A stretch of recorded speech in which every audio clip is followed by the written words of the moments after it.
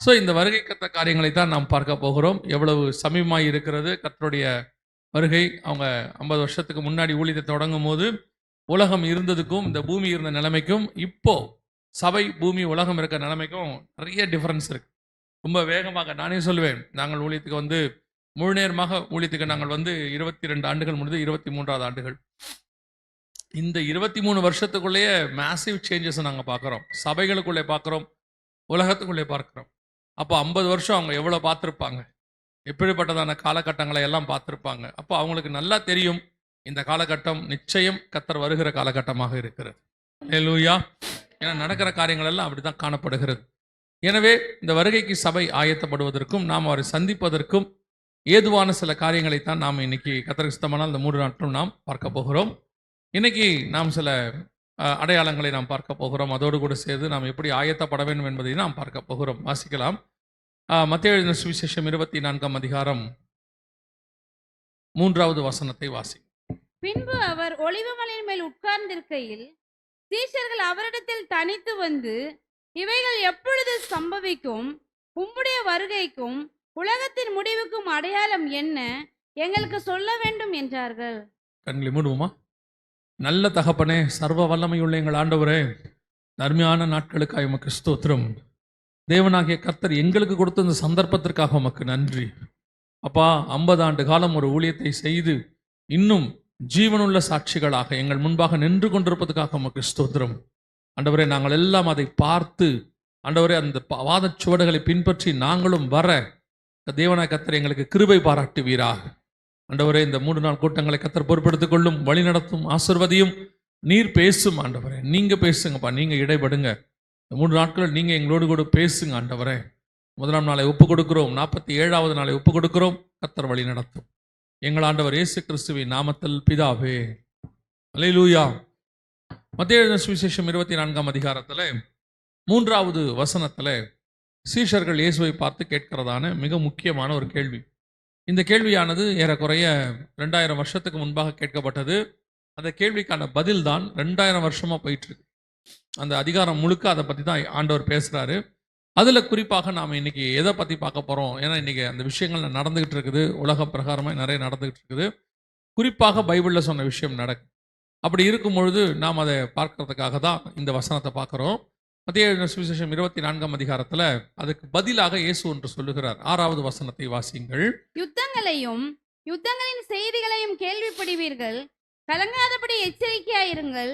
இவைகளெல்லாம் சம்பவிக்க வேண்டியது, ஆனாலும் முடிவு உடனே வராது. இந்த வசனத்தை தான் நாம் இன்னைக்கு தியானிக்க போகிறோம். குறிப்பாக யுத்தங்களையும் யுத்தங்களின் செய்திகளையும் கேள்விப்படுவீர்கள், கலங்காதபடி எச்சரிக்கையாயிருங்கள் என்று வேதம் சொல்லுகிறது. யுத்தங்களையும் யுத்தங்களின் செய்திகள் என்று சொல்லும் பொழுது ஆண்டவர் அந்த 7 அடையாளங்கள் 4வது வசனத்திலிருந்து 9வது வசனம் வரைக்கும் 8வது வசனம் வரைக்கும் 7 அடையாளங்களை சொல்லுகிறார். அந்த அடையாளங்களில் மிக குறிப்பாக மிக முக்கியமாக 2வது அடையாளமாக இது சொல்லப்படுகிறது. யுத்தங்களையும் யுத்தங்களின் செய்திகளையும் கேள்விப்படுவீர்கள் என்று சொல்லப்படுகிறது. இது எந்த யுத்தத்தை குறித்து சொல்லுகிறது, எதை குறித்து ஆண்டவர் சொல்லுகிறார் அப்படின்னு சொல்லி பார்த்தா, இப்போ நம்ம காலத்தில் நடக்க வேண்டிய ஒரு யுத்தத்தை குறித்து தான் ஆண்டவர் பேசுகிறார். அந்த யுத்தம் தான் நீங்கள் டெய்லி பேப்பர்லையும் டிவிலையும் பார்த்துக்கிட்டே இருக்கிறீங்க. அந்த யுத்தம் நம் கண்களுக்கு முன்பாக வர தொடங்கி நடக்க ஆரம்பிச்சிருக்கு. ஸோ அந்த யுத்தத்தை குறித்து தான் நாம் இன்னைக்கு பார்க்க போகிறோம். அதோடு கூட யுத்தங்களையும் அப்படின்னு ஆண்டவர் சொல்றதுனால இன்னும் சில யுத்தங்கள், ஒரு 3 யுத்தங்களை குறித்து தான் நாம் இன்னைக்கு பார்க்க போகிறோம். அது ஏன் பார்க்குறோம், எதுக்கு பார்க்குறோன்றதுக்காக காரணம் இருக்கிறது. அதனால தான் நம்ம இன்னைக்கு பார்க்க போகிறோம். அதை நம்ம புரிஞ்சுக்க போகிறோம்.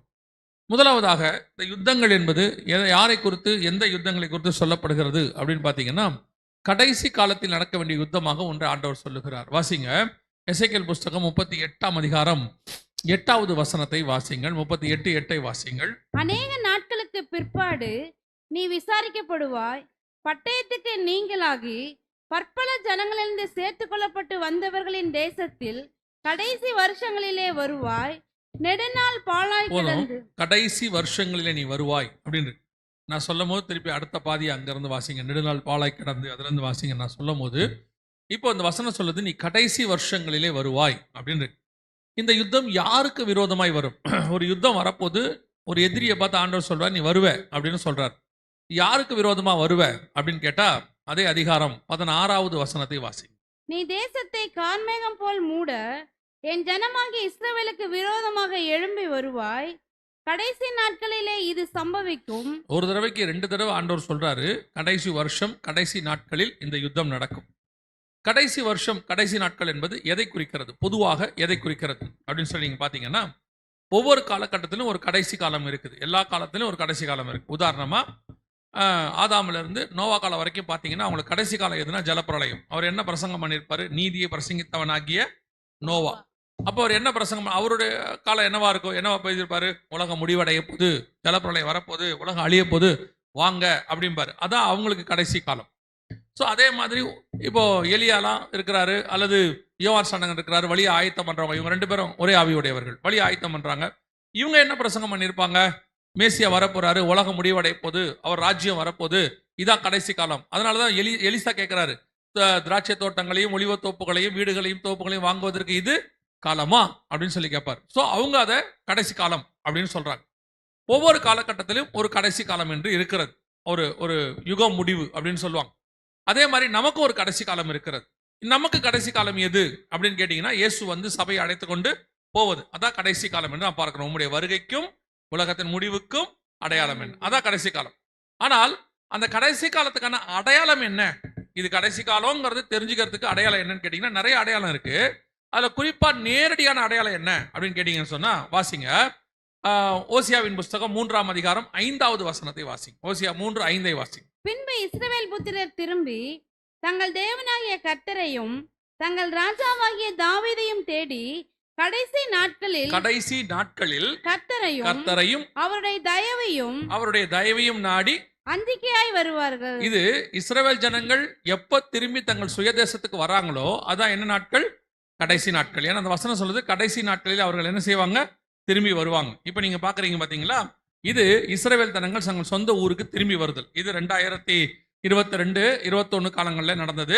இவங்க எல்லாரும் பாத்தீங்கன்னா தங்கள் சுயதேசத்துக்கு திரும்பி வராங்க. எப்பத்துல இருந்து திரும்பி வராங்க, 1948 இருந்து வராங்க. இன்னும் குறிப்பா சொல்லணும், 1918 இருந்தே வர ஆரம்பிச்சுட்டாங்க. ஸோ நம் கண்களுக்கு முன்பாக கடைசி நாட்களில் இஸ்ரவேல் புத்திரர் திரும்பி வருவார்கள் அப்படின்னு ஒரு விஷயத்தை நன்றா புரிஞ்சுக்கொள்ளுங்க. இந்த இஸ்ரவேல் அப்படிங்கிறதான ஒரு நாடையோ அல்லது தனிப்பட்ட முறையிலேயோ யூதர்களையோ இது உயர்த்துவதற்காக நான் சொல்லல. அவர்கள் தான் வேதாகமத்தை பொறுத்த வரைக்கும் மிக முக்கியமான அடையாளம். ஏதாவது இந்த யூதர்கள் என்னைக்கு தேசத்தை விட்டு போறாங்களோ அதுல இருந்து திரும்பி அவங்க எப்போ வராங்களோ அதான் கடைசி காலம். கிபி 70 அவங்க தங்கள் தேசத்தை விட்டு போயிட்டாங்க. போனவங்க என்ன ஆனாங்கன்னே தெரியாது. 1850 வருஷம் அவங்க என்ன ஆனாங்கன்னு தெரியாது. அப்படியே போனவங்க தான். யோசிச்சு பாருங்க, ஒரு இனம், ஒரு மொழி, ஒரு மக்கள் 1850 வருஷம் இல்லைன்னா என்ன ஆகும், தொலைஞ்சே போயிடும். இப்போ இந்தியாவிலேயே சில மொழிகள் வந்தபோது அவங்க என்ன சொல்றாங்க, அதுக்கு முன்னாடி இருந்த மொழிகள் எல்லாம் அதை இப்போ வந்த மொழி அதை அழிச்சிருச்சான். எப்பன்னு கேட்டீங்கன்னா ஒரு 400 வருஷத்துக்குள்ளேயே அந்த மொழி என்ன பண்ணிருச்சு, அதுக்கு முன்னாடி இருந்த மொழி எல்லாத்தையும் அழிச்சிருச்சான். இப்போ இந்தியாவிலே பல மொழிகள் காணாம போயிடுச்சு. ஒரு 400 வருஷத்துக்குள்ள அந்த மொழி காணும். ஆனா 1850 வருஷமா ஒரு மொழி இருக்கு, ஒரு இனம் இருக்கு, ஒரு மக்கள் இருக்கிறாங்க. இவ்வளவும் இன்னும் லைவா இருக்கு. அப்போ இதுதான் நமக்கு அடையாளம். தங்கள் சொந்த ஊருக்கு அவங்க திரும்பி வருகிறதை நீங்கள் எப்பொழுது பார்க்கிறீர்களோ அதான் ஆண்டவர் வசனம் சொல்லுது, கடைசி நாட்களில் தங்கள் சுய தேசத்துக்கு அவர்கள் திரும்பி வருவார்கள்.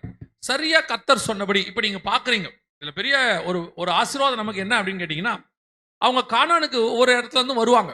முதல் தடவை வந்து ஆபிரகாம் வந்தாரு, நம்ம படிக்கிறோம், வாசிக்கிறோம். இஸ்ரவேல் ஜனங்கள் திரும்பி மோசே தலைமையில வந்தாங்க, நம்ம வாசிக்கிறோம். அப்புறம் செர்பாபேல் தலைமையில வந்தாங்க, எஸ்ரா, நெகேமியா இதெல்லாம் வராங்க, இதெல்லாம் நம்ம வாசிக்கிறோம் பைபிள்ல. ஆனா நம்ம காலத்திலே அவங்க திரும்பி வராங்க. அதே மாதிரி ஒரு சம்பவம் நடந்திருக்குது. யோசிச்சு பார்த்தீங்கன்னா உலக மக்கள் தொகையில 3% சொல்றாங்க. ஒரு கணக்குப்படி ஒரு 27 30 கோடி ஜனங்கள் மேல இருப்பாங்க இவங்கன்னு வச்சுக்கோங்களேன். அன்னைக்கு ஒரு 6 லட்சம் புருஷர் திரும்பி வந்தாங்க. அதை நம்ம யாத்ராகமம்னு சொல்றோம், எக்ஸடஸ்.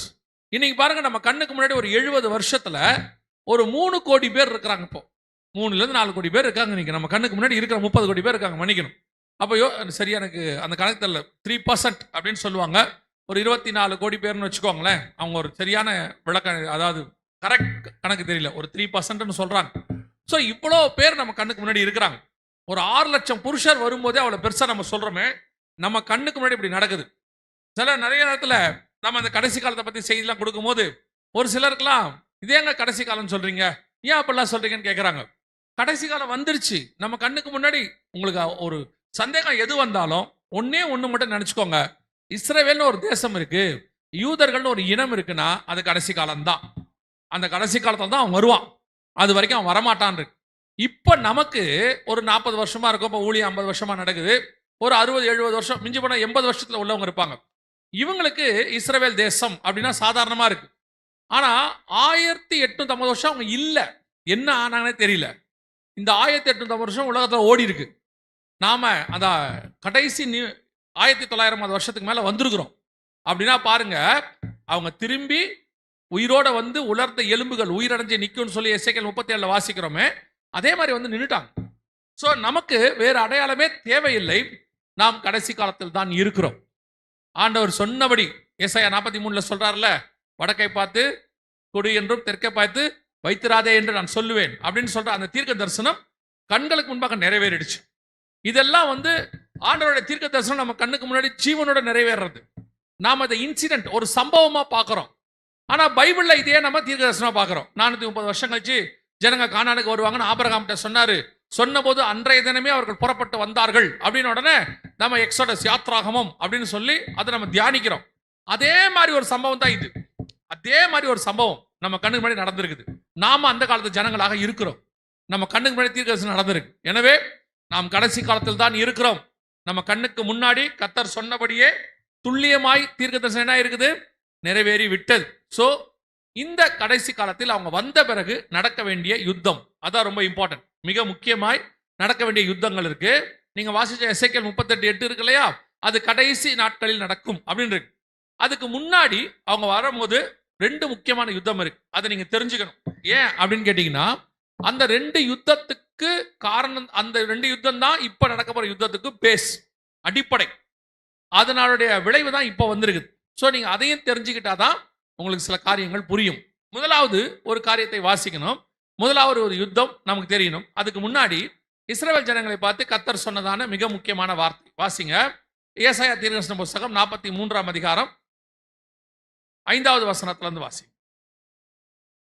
பயப்படாதே, நான் உன்னோட இருக்கிறேன். நான் உன் சந்ததியை கிழக்கிலிருந்து வரப்பண்ணி உன்னை மேற்கிலும் இருந்து கூட்டி சேர்ப்பேன். நான் வடக்கை நோக்கி கொடு என்றும் தெற்கை நோக்கி வைத்திராதே என்றும் சொல்லி தூரத்திலிருந்து என் குமாரரையும் பூமியின் கடையாந்தரத்திலிருந்து என் குமாரத்திகளையும் நான் என் மகிமைக்கென்று சிருஷ்டித்து உருவாக்கி படைத்து என் நாமம் தரிக்கப்பட்ட யாவரையும் கொண்டு வா என்பேன். அப்ப இந்த தீர்க்கதரிசனம் தான் இப்ப நீங்க பார்த்தது. இது நிறைவேறுவதற்கு காரணமா இருந்தது என்னன்னு கேட்டீங்கன்னு சொன்னா, பால்ஃபர் டிக்ளரேஷன். அப்படின்னா என்னங்க அப்படின்னு கேட்டீங்கன்னா, முதல் உலக யுத்தம் நடந்துச்சு. கொஞ்சம் சம்பவங்கள்லாம் கேளுங்க, ஏன்னா உங்களுக்கு தெரியணும். பைபிள்ல ஆண்டவர் செஞ்ச காரியங்களை நம்ம படிக்கிறோம், எப்படி எப்படிலாம் செய்யறாருன்னு பார்க்குறோம். அதே மாதிரி நம்ம காலத்துலையும் செய்கிறாரு. நாம அதை ஆண்டவர் செய்யறதா பார்க்க மாட்டோம். இப்போ வந்து மோசையை போய் ஆடு மேய்க்க வச்சாரு, எகிப்துல கொண்டு போனாரு, 40 வருஷம் ஆடு மேய்ச்சாரு, திருப்பி எகிப்துக்கு கொண்டு வந்தாரு. இந்த காரியம் எல்லாம் சம்பவங்கள் படிக்கிறோம், இது பைபிள்ல இருக்கு. அதே மாதிரி நம்முடைய காலகட்டத்தில் கர்த்தர் கிரியை செய்யறாரு. ஆனா அதை நம்ம சம்பவங்களா பார்க்காம, பைபிள் கர்த்தர் சொன்னதா பார்க்காம, ஏதோ ஒரு இன்சிடென்ட் அப்படின்னு பார்த்து விட்டுறோம். அதுக்கு தான் உங்களுக்கு சொல்றேன். முதல் உலக யுத்தம் நடந்துச்சு. அந்த யுத்தத்துல இங்கிலாந்து வல்லரசு நாடாக இருந்துச்சு. இப்போ அமெரிக்கா மாதிரி அப்போ அவங்க தான். ஆனா ஒரு இடத்துல அவங்க தோக்கிற நிலைமைக்கு வந்தாங்க. இப்போ ஈரான்ட்ட அமெரிக்கா தோக்குற மாதிரி அவங்க தோக்குற இடத்துக்கு வந்துட்டாங்க. அப்படி வரும்போது என்ன ஆச்சுன்னு பார்த்தீங்கன்னா, ஒரு யூத விஞ்ஞானி சர் வைஸ்மேன் அப்படின்னு பேரு, அவர் என்ன பண்றாரு, அவங்க ஜெயிக்கிறதுக்கு தேவையான சில வழிமுறைகள் சொல்லி கொடுக்குறாரு. அப்போ அவருடைய ஆலோசனையின் பேர்ல சில காரியங்களை அவங்க கண்டுபிடிச்சு யுத்தத்தில் ஜெயிச்சிடறாங்க. இங்கிலாந்து ஜெயிச்ச உடனே அவரை கௌரவப்படுத்த விரும்புறாங்க. நாங்க உங்களை கனப்படுத்த விரும்புறோம், உங்களுக்கு என்ன வேணும் அப்படின்னு கேட்குறாங்க. அப்போ அவர் சொல்றாரு, நான் அப்போ வந்து அவங்க யுத்தத்தில் ஜெயிச்சு முடிக்கும் போது இந்த பாலஸ்தீனா பகுதி அவங்க கைக்கு வந்துடுது. யார் கைக்கு? இங்கிலாந்து. அது வரைக்கும் துருக்கி கையில தான் இருக்கு. ஸோ இவங்க கைக்கு வந்த உடனே, ஜெயிச்ச உடனே இவர் என்ன கேட்கிறாரு, இந்த நாடு இப்போ உங்ககிட்ட இருக்கு, எங்க நாடு, அதில் நாங்கள் குடியேறதுக்கு எங்களுக்கு அனுமதி கொடுங்க, அது கொடுத்தா எங்களுக்கு போதும். எவ்வளோ பெரிய விஷயம் பாருங்க. அவர் கேட்ட உடனே அப்போ வெளியுறவுத்துறை அமைச்சராக இருந்தவர் இங்கிலாந்துக்கு இவர் தான், பால்ஃபர். ஸோ இவர் தலைமையில் ஒரு குழு அமைச்சு திருப்பி இஸ்ரவேலர்கள் தங்கள் சுய தேசத்துக்கு வரலாம் அப்படின்னு சொல்லி என்ன செய்யறாங்க, ஒரு வரைவு போடுறாங்க, டிக்ளரேஷன் போடுறாங்க. ஆனால் யூதர்கள் எல்லாரும் வந்தாங்களா அப்படின்னு பார்த்தீங்கன்னா பெரும்பான்மையானவர்கள் வரல. ஏன்னா அன்னைக்கு அமெரிக்கா எல்லாம் பெரிய நாடு கிடையாது. 1917 அமெரிக்கா 1930க்கு மேல தான் வல்லரசு. அதுக்கு முன்னாடி ஒன்றும் பெருசு கிடையாது. ஸோ இப்போ இவங்க எல்லாருமே ஐரோப்பாவில் இருக்கிறாங்க. ஐரோப்பாக்குள்ள எல்லா இடத்துலையும் சுற்றி இருக்கிறாங்க. இந்தியா ஐரோப்பாக்குள்ள இருக்கும் போது ஸோ இவங்க வந்து அந்தந்த நாட்டில் நல்ல சந்தோஷமா இருக்கிறதுனால யாருமே திருப்பி இந்த தேசத்துக்கு வரல. ஏன்னா அந்த தேசம் பாலைவனமா இருந்துச்சு, அவங்க வரல. இப்போ கர்த்தருடைய தீர்க்கதரிசனம் நடக்கணும். ஏசாயா 43:5-7 என்ன செய்யணும்? நடக்கணும். ஆனா இவங்க என்ன செய்யல? வரல. அப்ப கர்த்தர் என்ன பண்றாரு? ஆமோஸ் புஸ்தகத்துல சொன்ன ஒரு தீர்க்க தரிசனம் அதுவும் சொல்லி வச்சிருக்கிறார். அதை ஆண்டவர் நிறைவேற்றுறார். ஆமோஸ் புஸ்தகம் 2ஆம் அதிகாரத்தை வாசிங்க. 2ஆம் அதிகாரம் 13வது வசனம் வாசி. இதோ கோதுமை கட்டுகள் நிறை பாரமாக ஏற்றப்பட்ட வண்டியில் இருக்கிறது போல நான் உங்களை நீங்கள் இருக்கிற ஸ்தலத்தில் இருத்துவேன். இது ஆண்டவர் சொல்றாரு. ஒரு கோதுமை மூட்டைகளை எப்படி ஒரு வண்டியில ஏத்துவாங்க? இன்னைக்கு நீங்க லாரியில பார்த்துருப்பீங்க, ஒரு காலத்துல மாட்டு வண்டியில ஏத்துவாங்க. அப்படியே ஒண்ணு மேல வச்சு ஏத்தி நல்லா இருக்க கட்டி எப்படி கொண்டு போவாங்களோ அந்த மாதிரி உங்களை கொண்டு போவேன் அப்படின்னு ஆண்டவர் சொல்றாரு. இந்த தீர்க்க தரிசனம் எப்ப நடந்துச்சுன்னா, ஆண்டவர் 1918 வர சொன்னார். இவங்க வரல. அவங்கவுங்க நாட்டில் எங்கெங்க இருந்தாங்களோ அங்கேயே சந்தோஷமா இருக்கிறாங்க. நாங்கள் வரமாட்டோம் அப்படின்னு சொல்லி சொல்றாங்க. இப்ப கர்த்தர் என்ன பண்றாரு? அந்த நாடுகள் எல்லாம் யூதர்களுக்கு எதிரான ஆட்களை எழுப்புறாரு. ஜெர்மனியில ஹிட்லர் வராரு, ரஷ்யாவில் ஒரு சர்வாதிகாரி ஸ்டாலின் வராரு, இந்த பக்கம் இட்டாலியில முசோலினி வராரு. இப்படி யூத எதிர்ப்பு கொள்கை திடீர்னு அதிகரிக்குது. ஒரு விஷயத்தை நல்லா புரிஞ்சுக்கோங்க. கர்த்தர் உங்கள் பட்சத்தில் இருந்தால் உங்களை சுற்றிலும் தேசம் அமைதலாக இருக்கும். கர்த்தர் எல்லாத்தையும் என்ன பண்ணுவாரு? அமைதலாக்கி வைப்பாரு. எப்ப நீங்க தேவனை விட்டு தூரம் போறீங்களோ அப்ப தேவன் உங்களை திருத்தறதுக்கு எதிரியின் கையில பிடிச்சு கொடுப்பாரு. இது நியாயாதிபதிகள் புஸ்தகம் முழுக்க நீங்க வாசிக்க முடியும். நியாயாதிபதிகள் புஸ்தகம் முழுக்க போய் பாருங்க. அவங்க எப்பெல்லாம் ஆண்டவர்கிட்ட இருப்பாங்களோ கரெக்டா இருக்கும் தேசம். ஆண்டவர்கிட்ட தூரம் போன உடனே கர்த்தர் என்ன பண்ணுவாரு? ஒரு ஆளை வச்சு எச்சரிப்பு கொடுப்பாரு. நீங்க பண்ற தப்பு அப்படிம்பாரு. கேட்டு மனம் திரும்பிட்டா ஓகே. மனம் திரும்பாட்டி என்ன பண்ணுவாரு? மீதியானவர்கள் கையில, பெலிஸ்தர் கையில பிடிச்சு கொடுப்பாரு. அவங்க ஒரு 10 வருஷம் 20 வருஷம் அடிப்பாங்க. போட்டு அடிக்கிற அடியில இவங்க என்ன பண்ணுவாங்க? ஆண்டவர் நோக்கி கதறுவாங்க, மனம் திரும்புவாங்க. இப்ப ஆண்டவர் என்ன பண்ணுவாரு? ஒரு ரட்சகனை எழுப்புவார். எப்தா, சிம்சோன், கிதியோன், பாராக் இப்படி எழுப்பு. இப்போ அவங்க வந்து என்ன பண்ணுவாங்க? விடுதலை ஆக்குவாங்க. கொஞ்ச நாள் ஒழுங்கா இருப்பாங்க. திருப்பி ஆண்டவர்கிட்ட என்ன பண்ணுவாங்க? தூரம் போவாங்க. திருப்பி ஆண்டவர் எச்சரிப்பாரு, கேட்க மாட்டாங்க. யார்கிட்டயா பிடிச்சு கொடுப்பாரு, அவன் அடிப்பான், திருப்பி அழுவாங்க. திருப்பி இது வந்து நியாயாதிபதிகள் புஸ்தகத்துல வரிசையா இருக்கும். இன்னார் கையில இத்தனை வருஷம் அடிமையா இருந்தாங்க, இவர் எழுப்பினார், விடுதலை ஆக்கினார், வரிசையா இருக்கும். எதுக்கு சொல்ற? ஆண்டவர் நம்முடைய தகப்பன். நம்ம அப்பா என்னைக்கும் ஒரு நாளும் விளையாட்டுக்கு கூட எதிரிகள் கையில பிடிச்சு கொடுக்க மாட்டார். அவர் சர்வ வல்லமையுள்ள தேவனா இருந்தாலும் நம்முடைய தகப்பனா இருக்கிறார். சில நேரத்தில் நம்ம எப்படி நினைச்சுக்கிறோம்னா, ஆண்டவர் நம்மளை சோதிக்கிறார். ஏன் சோதிப்பார் தெரியுமா? கர்த்தர் சோதிக்கிறார்னா அவன் தன் தன் சுய இச்சையின்படி சிக்குன்னு இழுக்கப்பட்டு சிக்குண்டு சோதிக்கிறான். நம்மளை திருத்தத்துக்கு தான் சோதிப்பாரு ஒழிய சும்மா சும்மா சோதிக்க மாட்டார் ஆண்டவர். சரி சும்மா தான் போயிட்டு இருக்கு, கொஞ்சம் பிடிச்சு கொடுப்பேன் இவனை அப்படின்னு கொடுக்கவே மாட்டார். ஏதோ குறை இருக்கும், அதை நமக்கு நிவர்த்தி பண்ண சொல்லுவார். ஃபர்ஸ்ட் கேட்க மாட்டோம், நிவர்த்தி பண்றத பிடிச்சு கொடுப்பாரு. பல நேரத்தில் அதான் நடக்கும். அதே மாதிரி தான் இஸ்ரவேல் ஜனங்கிட்ட சொன்னார், சுயதேசத்துக்கு வந்துருங்க, தேசத்தை கொடுத்தாச்சு. 1918 கொடுத்தாரு. கிட்டத்தட்ட 20 வருஷம் 30 வருஷம் இவங்க வரவே இல்லை. ஆண்டவர் பார்த்தாரு, சுத்தி எதிரியை எழுப்பி விட்டார்.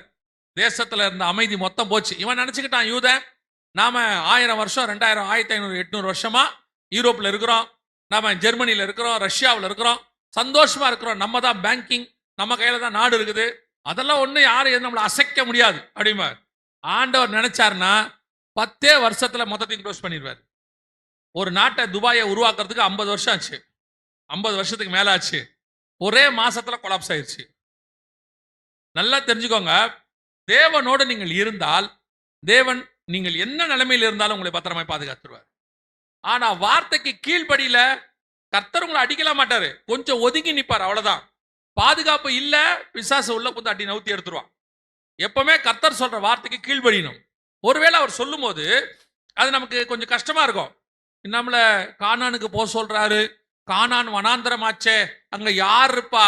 நல்லா புரிஞ்சுக்கோங்க, உங்களை கர்த்தர் கானானுக்கு போக சொல்றாருன்னா உங்களுக்கு தேவையான மன்னாவையும், உங்களுக்கு தேவையான தண்ணியையும், உங்களுக்கு தேவையான மேகஸ்தம்பம், அக்கினி ஸ்தம்பம், காடை எல்லாத்தையும் ரெடி பண்ணிட்டு தான் கர்த்தர் போக சொல்லியிருப்பார்.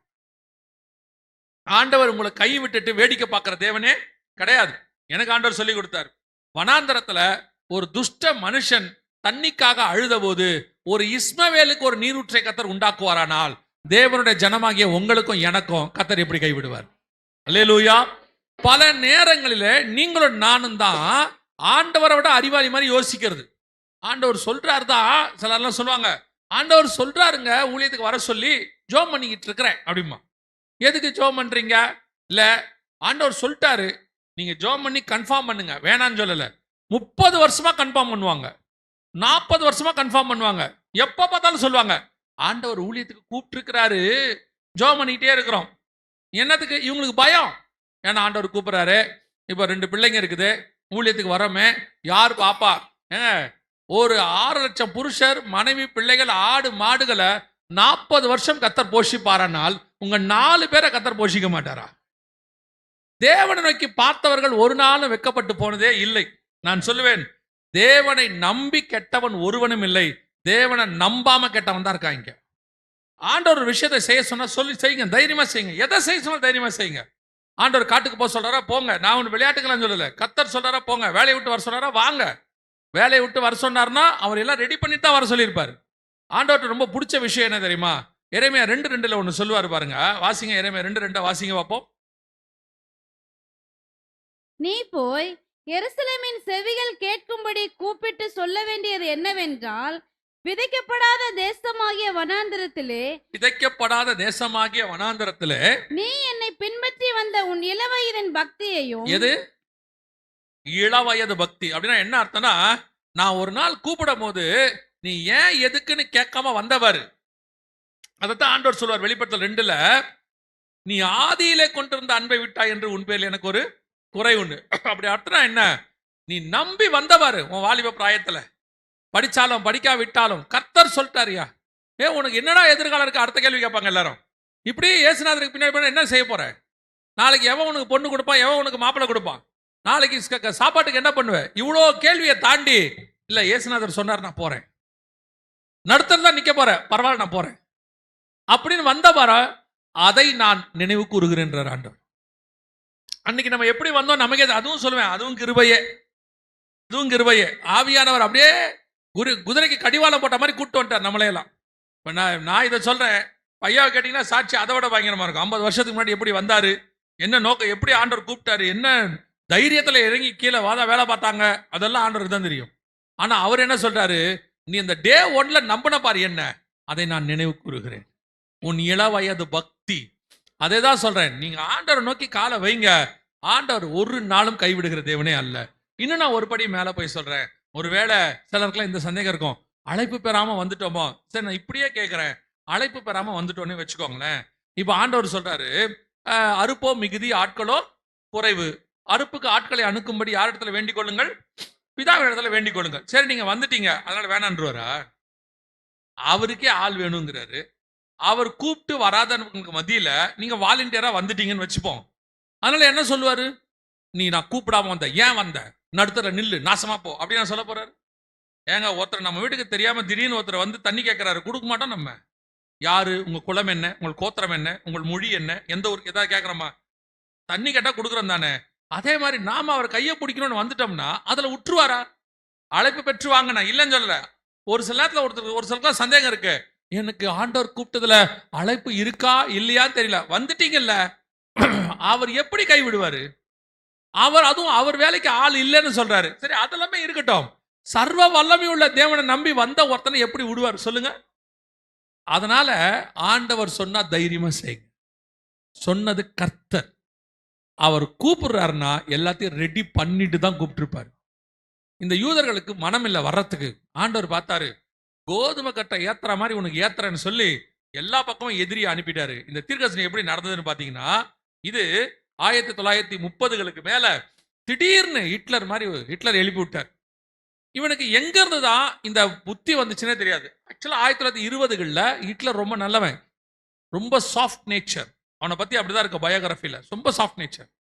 திடீர்னு பாத்தீங்கன்னா கொடூர குணம் வந்துருச்சு. அதுவும் என்ன குணம் வந்துச்சுன்னா, யூதர்களை மேல என்ன வந்துருச்சு, அவனுக்கு கோபம் வந்துருச்சு, யூதர்களை கொல்லணும் அப்படின்னு. யோசேப்பை அறியாத ஒரு ராஜா வந்தான்னு இருக்குல்ல, அந்த மாதிரி திடீர்னு. நான் எப்பவும் சொல்றேன், இவங்க ஒழுங்கா 1918ல வந்திருந்தாங்கன்னா இந்த பிரச்சனையே வந்திருக்காது. திடீர்னு ஆண்டவர் இருதயத்தை கடினப்படுத்தி விட்டார். அவன் பார்த்தான், பாருங்க இந்த தீர்க்கதரிசனம் எப்படி நிறைவேறுச்சுன்னு பாருங்க. ஒரு வண்டியில, ட்ரெயின்ல அந்த காலத்துல ஒரு 60-70 பேர் போக வேண்டியதான ட்ரெயின் கம்பார்ட்மெண்ட்ல 300 பேரை ஏத்துவாங்க. 300 பேரை ஏத்தி கணவனும் மனைவியும் பிரிச்சிருவான். வேற ஒரு ஊருக்கு அனுப்பிடுவான். பிள்ளைகளை பிரிச்சிருவான். அவன் பண்ண கொடுமைலாம் இருக்கு, போய் பாருங்க. பிரிச்சிருவான். அதுக்கப்புறம் ஒவ்வொருத்தருக்கும் பேரை மாத்தி டைப் பண்ணி விட்டுருவான். அப்புறம் டைப் ரைட்டிங் தான், பேரை மாத்தி விட்டுருவான். அவங்க பேர் என்ன ஏதுன்னு கண்டே பிடிக்க முடியாது. வேற ஊருக்கு போய் இந்த பேர் உள்ளவர் கேட்டா அந்த பேரே இருக்காது லிஸ்ட்ல. அவனுக்கு பேரை மாத்தி விட்டுருவான். அந்த மாதிரி கொடுமை. அதுல அவன் பண்ண முதல் வேலை இது. ஏத்தி ஜனங்களை விடும்போது நசுங்கிய நிறைய பேர் செத்து போயிட்டாங்களாம். மூச்சு திணறி செத்து போயிட்டாங்களாம். இது ஆமோஸ் 2:13. 16 வாசிங்க பார்ப்போம். 16. ஆமோஸ் 2:16 வாசி. பலசாலிகளுக்குள்ளே தைரியவான், அந்நாளிலே நிர்வாணியாய் ஓடிப்போவான் என்று கர்த்தர் சொல்லுகிறார். ஹிட்லர் பண்ண மிக முக்கியமான இன்னொரு விஷயம் என்ன அப்படின்னு கேட்டீங்கன்னா, 60 லட்சம் யூதர்கள் அவர் கொலை பண்ணான். ஆனா பண்ணும்போது அவன் பண்ண வேலை என்னன்னா, ஏங்க 60 லட்சம் பேரையும் எரிக்க போறீங்க, எதுக்கு துணியோட எரிக்கிறீங்க? துணி வேஸ்ட் தானே, அது இருந்துச்சுன்னா நமக்கு யூஸ் ஆகுமே, அதை நாம மற்றவங்களுக்கு யூஸ் பண்ணிக்கலாமேன்னு சொல்லி கொன்ன அத்தனை பேரையும் நிர்வாணமா தான் கொன்னாவன். இது ஹிட்லர் பண்ண மிக முக்கியமான வேலை. இது அப்ப உள்ள சம்பவம். இவங்கெல்லாம் யாருன்னு கேட்டீங்கன்னா, யூத ராணுவ வீரர்கள். அந்த காலத்துல பயங்கர பலவான்களா இருந்தவங்க. அதாவது மைட்டிமென்ஸ், பணக்காரங்க, அந்த மாதிரி ஆட்கள் புடிச்சு மொட்டையடிச்சு இவங்களுடைய இதான் அப்ப உள்ளது. வேதத்தில் சொன்ன ஆமோஸ் 2:16 அப்படியே 100% கர்த்தர் சொன்னபடி துல்லியமாய் நிறைவேறுச்சு. எதனால இதெல்லாம் நடக்குது அப்படின்னா, சிம்பிளா ஒரே ஒரு விஷயம், கர்த்தருடைய வார்த்தைக்கு கீழ்ப்படியாததுனால. கர்த்தருடைய வார்த்தைக்கு கீழ்ப்படிஞ்சீங்கன்னா, புல்லு ஆடுகளுக்கு பின்னால் அலைகிறவனை ராஜாவாய் மாத்த கர்த்தர் வல்லமை உள்ளவராய். ஆனா கர்த்தருடைய வார்த்தைக்கு கீழ்ப்படியில ராஜாவா உட்கார்ந்து இருக்கிறவனையும் புல்லுமைய வைக்க கர்த்தரால் முடியும். அல்லேலூயா. இப்பவும் சொல்லிட்டு நான் அடுத்த பாயிண்ட்டுக்கு போறேன். தேவன் ஒரு காரியத்தை உங்களுக்கு சொன்னால் தைரியமாய் செய்யுங்கள். ஏன்னா சொல்லுகிறது கர்த்தர், சர்வ வல்லமை உள்ள தேவன். அவரை நோக்கி பார்த்தவர்கள் வெட்கப்பட்டு போனதே இல்லை. ஆமென். ஆண்டவர் சொன்னபடி இப்போ இவங்க அடின்னு அடிச்ச பிறகுதான் இவங்களுக்கு ஒரு எண்ணம் வந்துச்சு, நாம சொந்த தேசத்துக்கு போனாதான் நல்லது அப்படின்னு சொல்லி, இது 1936 நடக்கிற சம்பவம். 43 வரைக்கும் 2ஆம் உலக யுத்தம். யூதர்கள் 60 லட்சம் பேர் கொலை செய்யப்பட்டார்கள். அவர்கள் அதுக்கு பிறகு போய் தங்களுக்கு கொடுத்த நாடு, 1918 கொடுத்த நாடை மீண்டும் உருவாக்கி 1948 அவர்கள் என்ன பண்ணாங்க, தனி நாடு. ஆண்டவர் சொன்னார் இல்லையா, உன்னை மீண்டும் கூட்டி சேர்ப்பேன் அப்படின்னு சொன்னார்ல, அந்த தீர்க்கதரிசனம் நிறைவேறுச்சு. மத்தேயு 24, 32, 33 வாசிங்கன்னா, அத்தி மரத்தினால் ஒரு ஓமையை கற்றுக்கொள்ளுங்கள், அதில் இளங்கிளை தோன்றி துளிர் விடும் பொழுது வசந்த காலம் சமீபமாயிற்று என்று அறிவீர்கள். அப்படியே இவைகளை எல்லாம் நீங்கள் காணும்போது அவர் வாசலருகே வந்திருக்கிறார் என்று அறிவீர்கள். அந்த தீர்க்க தரிசனம் அத்திமரம்னா இஸ்ரவேல் தேசத்துக்கு அடையாளமாக இருக்கிறது. வேதத்துல 3 மரம் இருக்கும், ஒலிவ மரம், அத்தி மரம், திராட்சை செடி. அதுல அத்திமரம் இஸ்ரவேல் தேசத்துக்கு அடையாளமாக இருக்கிறது. சோ அத்திமரம் துளிர்க்கும் பொழுது இஸ்ரவேல் தேசம் உருவாகும் போது இளங்கிளை தோன்றி, இளங்கிளைனா ஏசாயா 11:1 படி அதில் முதல் ராஜா வருகிறதை நீங்கள் பார்க்கும் பொழுது வசந்த காலம் சமீபம். ஆண்டவர் சொன்னபடியே இஸ்ரவேல் தேசம் 1948 மே மாசம் 14ஆம் தேதி உருவாச்சு. ஏசாயா 43, மத்தேயு 24 எல்லாம் தீர்க்க தரிசனங்கள் தான் துல்லியமாய் நிறைவேறி விட்டது. ஆனால் இவங்க உருவாகிறத சுத்தி இருக்கிற 7 நாடுகள், அன்னைக்கு உள்ள லெபனான், ஈஜிப்ட், ஜோர்டான், இந்த மாதிரி நாடுகள்லாம் ஒத்துக்க மாட்டேன்ட்டாங்க. இஸ்ரவேல் தேசம் வரதை நாங்கள் ஒத்துக்க மாட்டோம், இங்க வந்து பாலஸ்தீனர்கள் தான் இருக்கணும், இது வந்து அரபு தேசம், அரபியர்கள் தான் இருக்கணும், இந்த இஸ்ரவேல்காரங்க வரக்கூடாது அப்படின்னு சொல்லிட்டு ஒரு 7 நாடுகள் சேர்ந்து யுத்தம் அனௌன்ஸ் பண்ணாங்க. என்னைக்குன்னு கேட்டீங்கன்னா, இது சுதந்திரம் அடைஞ்சது 14, யுத்தம் 15, மறுநாள் ஒரே நாள்ல யுத்தம் அவங்களுக்கு அனௌன்ஸ் பண்ணிட்டாங்க. சொன்ன உடனே அந்த இடத்துல ஒரு சின்ன போட்டோல ஒருத்தர் தெரியுறாரு பாத்தீங்களா, தெரியுதா உங்களுக்கு? அவர் தான் டேவிட் பென்கூரியன், இஸ்ரேலுடைய முதல் பிரதமர். அவர் என்ன பண்ணாரு, அன்னைக்குள்ள ரேடியோல பேசினார். என்ன சொன்னாருன்னா, நாம ஒரு 1918 இருந்து 48 வரைக்கும் 30 வருஷமா இங்க அரபியர்களும் யூதர்களும் சகோதரர்களாக இருக்கிறோம். அப்படி இருக்கும் பொழுது இந்த யுத்தம் ஒண்ணு வருது, 7 பேர் 7 நாடுகள் வராங்க. சோ இந்த யுத்தத்தை உள்ள இருக்கிற நாம சேர்ந்து சந்திப்போம், பாலஸ்தீனர்களும் யூதர்களும் சேர்ந்து சந்திப்போம். யுத்தம் முடிஞ்ச பிறகு ஏதாவது பிரச்சனைகள் இருக்குன்னா பேசி தீர்த்துக்கலாம், இப்ப நம்ம சேர்ந்து யுத்தம் பண்ணுவோம்னு சொன்னாங்க. ஆனா அந்த 7 நாடுகள் என்ன சொல்லுச்சு, உள்ள இருக்கிற பாலஸ்தீனர்கள் மத ரீதியா எங்களுடைய சகோதரர்கள், நாங்க யுத்தம் பண்ணா உங்களை சாகடிக்க வேண்டி வரும், நீங்கள யாராவது என்ன பண்ணுவீங்க, குண்டுல சாவீங்க, அதனால நாங்க உங்களை சாகடிக்க விரும்பல. நீங்க என்ன பண்ணுங்க, நீங்க இருக்கிற இடத்துலயே கொஞ்சம் வெளியே வந்துருங்க, எல்லைகளை விட்டு. யுத்தம் ஒரு நாள் 2 நாள்ல முடிஞ்சிடும். ஏன்னா இஸ்ரவேல் உருவாகி எவ்வளவு நாள் ஆகுது? ஒரு நாள் தான் ஆகுது. குழந்தை, ஒரு நாள் குழந்தை. சோ நாங்க என்ன பண்ணிடுவோம், 7 நாடுகளும் பெரிய நாடுகள், முதல் உலகத்தம் 2ஆம் உலகத்தெல்லாம் பார்த்தவங்க. அவங்க சொன்னாங்க, நாங்க என்ன பண்ணுவோம், 2 நாள்ல இந்த யுத்தத்தை முடிச்சிருவோம், திருப்பி நாட்டை பழையபடி உங்ககிட்டயே கொடுத்துறோம், யூதர்களை அழிச்சிருவோம் அப்படின்னு உடனே இந்த உள்ள இருந்த பாலஸ்தீனர்களுக்கு யாரை நம்புறதுன்னு தெரியல. இவன் யூத கிட்டத்தட்ட ஒரு நாள் குழந்தை, ஆனா அவங்க 7 பெரிய நாட்டு ஜெயின்ஸ் சண்டை போட போறாங்க. சரின்னு சொல்லிட்டு என்ன பண்ணாங்க, அவங்க இந்த 7 நாட்டோட பேச்சை கேட்டுக்கிட்டு வெளியே போனாங்க. இப்போ யுத்தம் ஆரம்பிச்சது. அதான் த வார் ஆஃப் இண்டிபெண்டன்ஸ் அப்படின்னு சொல்லுவாங்க. 1948 மே மாசம் 15ஆம் தேதி யுத்தம் ஆரம்பிச்சிச்சு. கிட்டத்தட்ட 7 நாடுகள் இஸ்ரேலுக்கு விரோதமா எழும்புனாங்க. எழும்பி அவங்களை அடிச்சிடலாம் அப்படின்னு முடிவு பண்ணாங்க. ஆனா அப்படி அவங்களால முடியல. யுத்தம் ஒரு நாள் அல்ல, 2 நாள் அல்ல, 1 மாசம் அல்ல, 2 மாசம் அல்ல, 2 வருஷம் போச்சு. 1950 வரைக்கும் யுத்தம் போச்சு. இந்த 2 வருஷத்துல யூதர்களை ஜெயிக்க அவர்களால முடியவே இல்லை. யூதர்கள் பார்க்கறதுக்கு தான் சின்ன நாடு, ஒரு குட்டி நாடு, ஒரு நாள் உருவான நாடு, ஆனால் பயங்கர ஸ்ட்ராங்கா இருந்தாங்க. யுத்தம் பெருசா நடந்துச்சு. ஆனால் இதை என்ன சொல்லுவாங்கன்னு கேட்டீங்கன்னா, யூதர்கள் ஜெயிக்கிறதுக்கு காரணம் யூதர்கள் அல்ல. ஏன்னா அவங்க உருவாகி ஒரு நாள் தான் ஆச்சு. அவங்க ஜெயிக்கிறதுக்கு காரணம் அவங்களுடைய கர்த்தர், சேனைகளின் கர்த்தர் அவர்களோடு கூட இருந்தார். அவங்க சின்ன நாடு, தேவன் பெரியவர். அன்னைக்கு கோலியாத்தை எப்படி தாவீது ஜெயிச்சாரோ அதே மாதிரி சின்ன இஸ்ரவேல் தேசம் 7 பெரிய நாடை ஜெயிச்சிச்சு. கடைசியா எல்லாரும் 7 வழியா வந்தவங்க 7 பக்கம் போயிட்டாங்க. இஸ்ரவேல் வென்று விட்டது. ஆனா அந்த யுத்தம் முடியும் போது இஸ்ரேலுடைய பிரதமர் சொன்னாரு, வெளியே போன ஒரு பாலஸ்தீனையும் உள்ள விடாதீங்க, அவங்களாம் ஆபத்துல நம்மளை விட்டு என்ன செஞ்சிட்டாங்க, போயிட்டாங்க, அதனால உள்ள விடாதீங்கன்னு சொல்லி எல்லா எல்லைகளையும் மூடிட்டார். உள்ள போனவங்க வெளியே போனவங்க யாரும் உள்ள வரக்கூடாதுன்னு. அவர் வெளியே நின்னாங்க பாத்தீங்களா, அவர்களுக்கு பேர் தான் பாலஸ்தீன அகதிகள். அன்னையிலிருந்து ஒரு 70 வருஷமா அவங்க என்னவா இருக்கிறாங்க, இஸ்ரவேலுக்கு வெளியே அகதிகளாக இருக்கிறாங்க. இந்த வர சொன்னாங்க இல்லையா நாடுகள், இவங்களும் என்ன பண்ணிட்டாங்கன்னா, அவங்களுக்குன்னு தனியா எதுவும் செய்யாம இஸ்ரவேலுக்கு தொல்லை கொடுக்கறதுக்காக, நீங்க இப்படியே இருந்தாதான் சண்டை போட்டு நாட்டை வாங்க முடியும் அப்படின்னு சொல்லி அவங்களுக்கு விரோதமா அவங்கள கிளர்ச்சி பண்ண வச்சுட்டாங்க. ஸோ 70-75 வருஷமா இஸ்ரேல் பாலஸ்தீன பிரச்சனை அப்படின்னு ஒன்று போகுது இல்ல, நீங்க பேப்பர்ல கேட்பீங்க இந்த இஸ்ரேல் பாலஸ்தீன பிரச்சனைன்னு. அதுக்கு இதுதான் காரணம். கிட்டத்தட்ட 70 வருஷமா நடக்குது. சில நேரங்கள்ல நீங்க டிவி பார்க்கும்போது, பேப்பர் படிக்கும் போது உங்களுக்கு இந்த ஹிஸ்டரி எல்லாம் தெரியாததுனால நீங்க என்ன நினைப்பீங்க தெரியுமா, ஏங்க இந்த இஸ்ரேல் பாலஸ்தீனத்தை போட்டு இந்த அடி அடிக்குது அப்படின்லாம் கேட்பீங்கல்ல. உங்களுக்கே தோணும் தானே, இது இன்னைக்கு நேற்று சம்பவம் அல்ல, ஏறக்குறைய 78 வருஷ சம்பவம். 1948 இருந்து நடக்குது. அன்னைக்கு உள்ளதுல இருந்து பார்க்கணும். அதனால தான் நான் எப்போ சொல்லுவேன், நாம இன்னைக்கு வச்சு டிசைட் பண்ணுவோம். நமக்கு தெரியாத சரித்திரம் ஒண்ணு இருக்கு, இன்னும் ஒண்ணு இருக்கு, ஆண்டவருக்கு தெரிஞ்ச சரித்திரம் ஒண்ணு இருக்கு. அது கிட்டத்தட்ட 4000 வருஷம் சரித்திரம் இருக்கும், ஆபிரகாம் காலத்துல இருந்து இருக்கும். நமக்கு அதெல்லாம் தெரியாது. நாம இன்னைக்கு உட்காந்துக்கிட்டு ஏன் இன்னைக்கு நடக்குது, ஏன் நடக்குதுன்னா, இதுக்கு பின்னாடி இருக்கிற பின்புலம் 70-80 வருஷத்துக்கு வரைய காரியங்கள்லாம் என்ன செய்து நடந்துட்டே இருக்குது. சோ முதல் யுத்தம்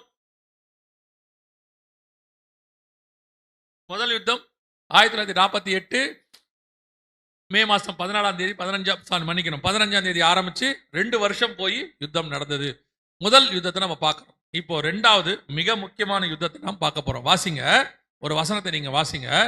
மீகாவின் புஸ்தகம் 3ஆம் அதிகாரம் 12வது வசனம் வாசி. ஆகையால் உங்கள் நிமித்தம் சீயோன் வயல்வெளியைப் போல் உளப்பட்டு, எருசலேம் மண்மேடுகளாய்ப்போம், ஆலயத்தின் பர்வதம் காட்டு மேடுகளாய்ப்போம். இந்த வசனம் எரேமியா 26:18 இருக்கு, மீகா 3:12 இருக்கு. இது என்ன விஷயம் அப்படின்னு சொல்லி கேட்டீங்கன்னு சொன்னா, மிக முக்கியமாக எருசலேமை பத்தினதான விஷயம். நாடு இவங்க கைக்கு வந்துருச்சு, கர்த்தர் சொன்னபடி கூட்டி சேர்த்துட்டார். ஆனால் இவங்க கைக்கு எருசலேம் வரல. ஏன் எருசலேம் வரல அப்படின்னு கேட்டீங்கன்னா, அதுக்கு உலக பிரகாரமான காரணம் ஐநா சபை சொல்லிடுச்சு, எருசலேம் 3 முக்கியமான மதங்களுக்கு மைய இடம், நாங்க என்ன செய்ய மாட்டோம், உங்க கைக்கு தரவே மாட்டோம், நீங்க 3 பேர் என்ன பண்ணுவீங்க, அடிச்சுப்பீங்க அப்படின்ட்டு. ஆனா என்னை பொறுத்த வரைக்கும் ஐநா சபைகள்லாம் கணக்கு இல்லை. கர்த்தர் என்னைக்கு தராரோ அது அன்னைக்கு தான் கைக்கு வரும். கர்த்தர் கொடுக்கணும்னு முடிவு பண்ணிட்டாருன்னா அதை தடுக்க யாராலையும் முடியாது. கர்த்தர் கொடுக்க வேணான்னு முடிவு பண்ணிட்டாருன்னா அதை யாராலையும் கொடுக்க முடியாது. அவ்வளவுதான். அப்ப என்ன ஆச்சு அப்படின்னு கேட்டீங்கன்னா, எருசலேம் இவங்க கைக்கு ஏன் வரல அப்படின்னு கேட்டா, ஆண்டவர் சொல்றாரு எருசலேம் மண்மேடுகளாகி போகும். இது 1950 வருஷத்துக்கு முன்னாடி வரைக்கும் இருக்கிற எருசலேமுடைய நிலைமை.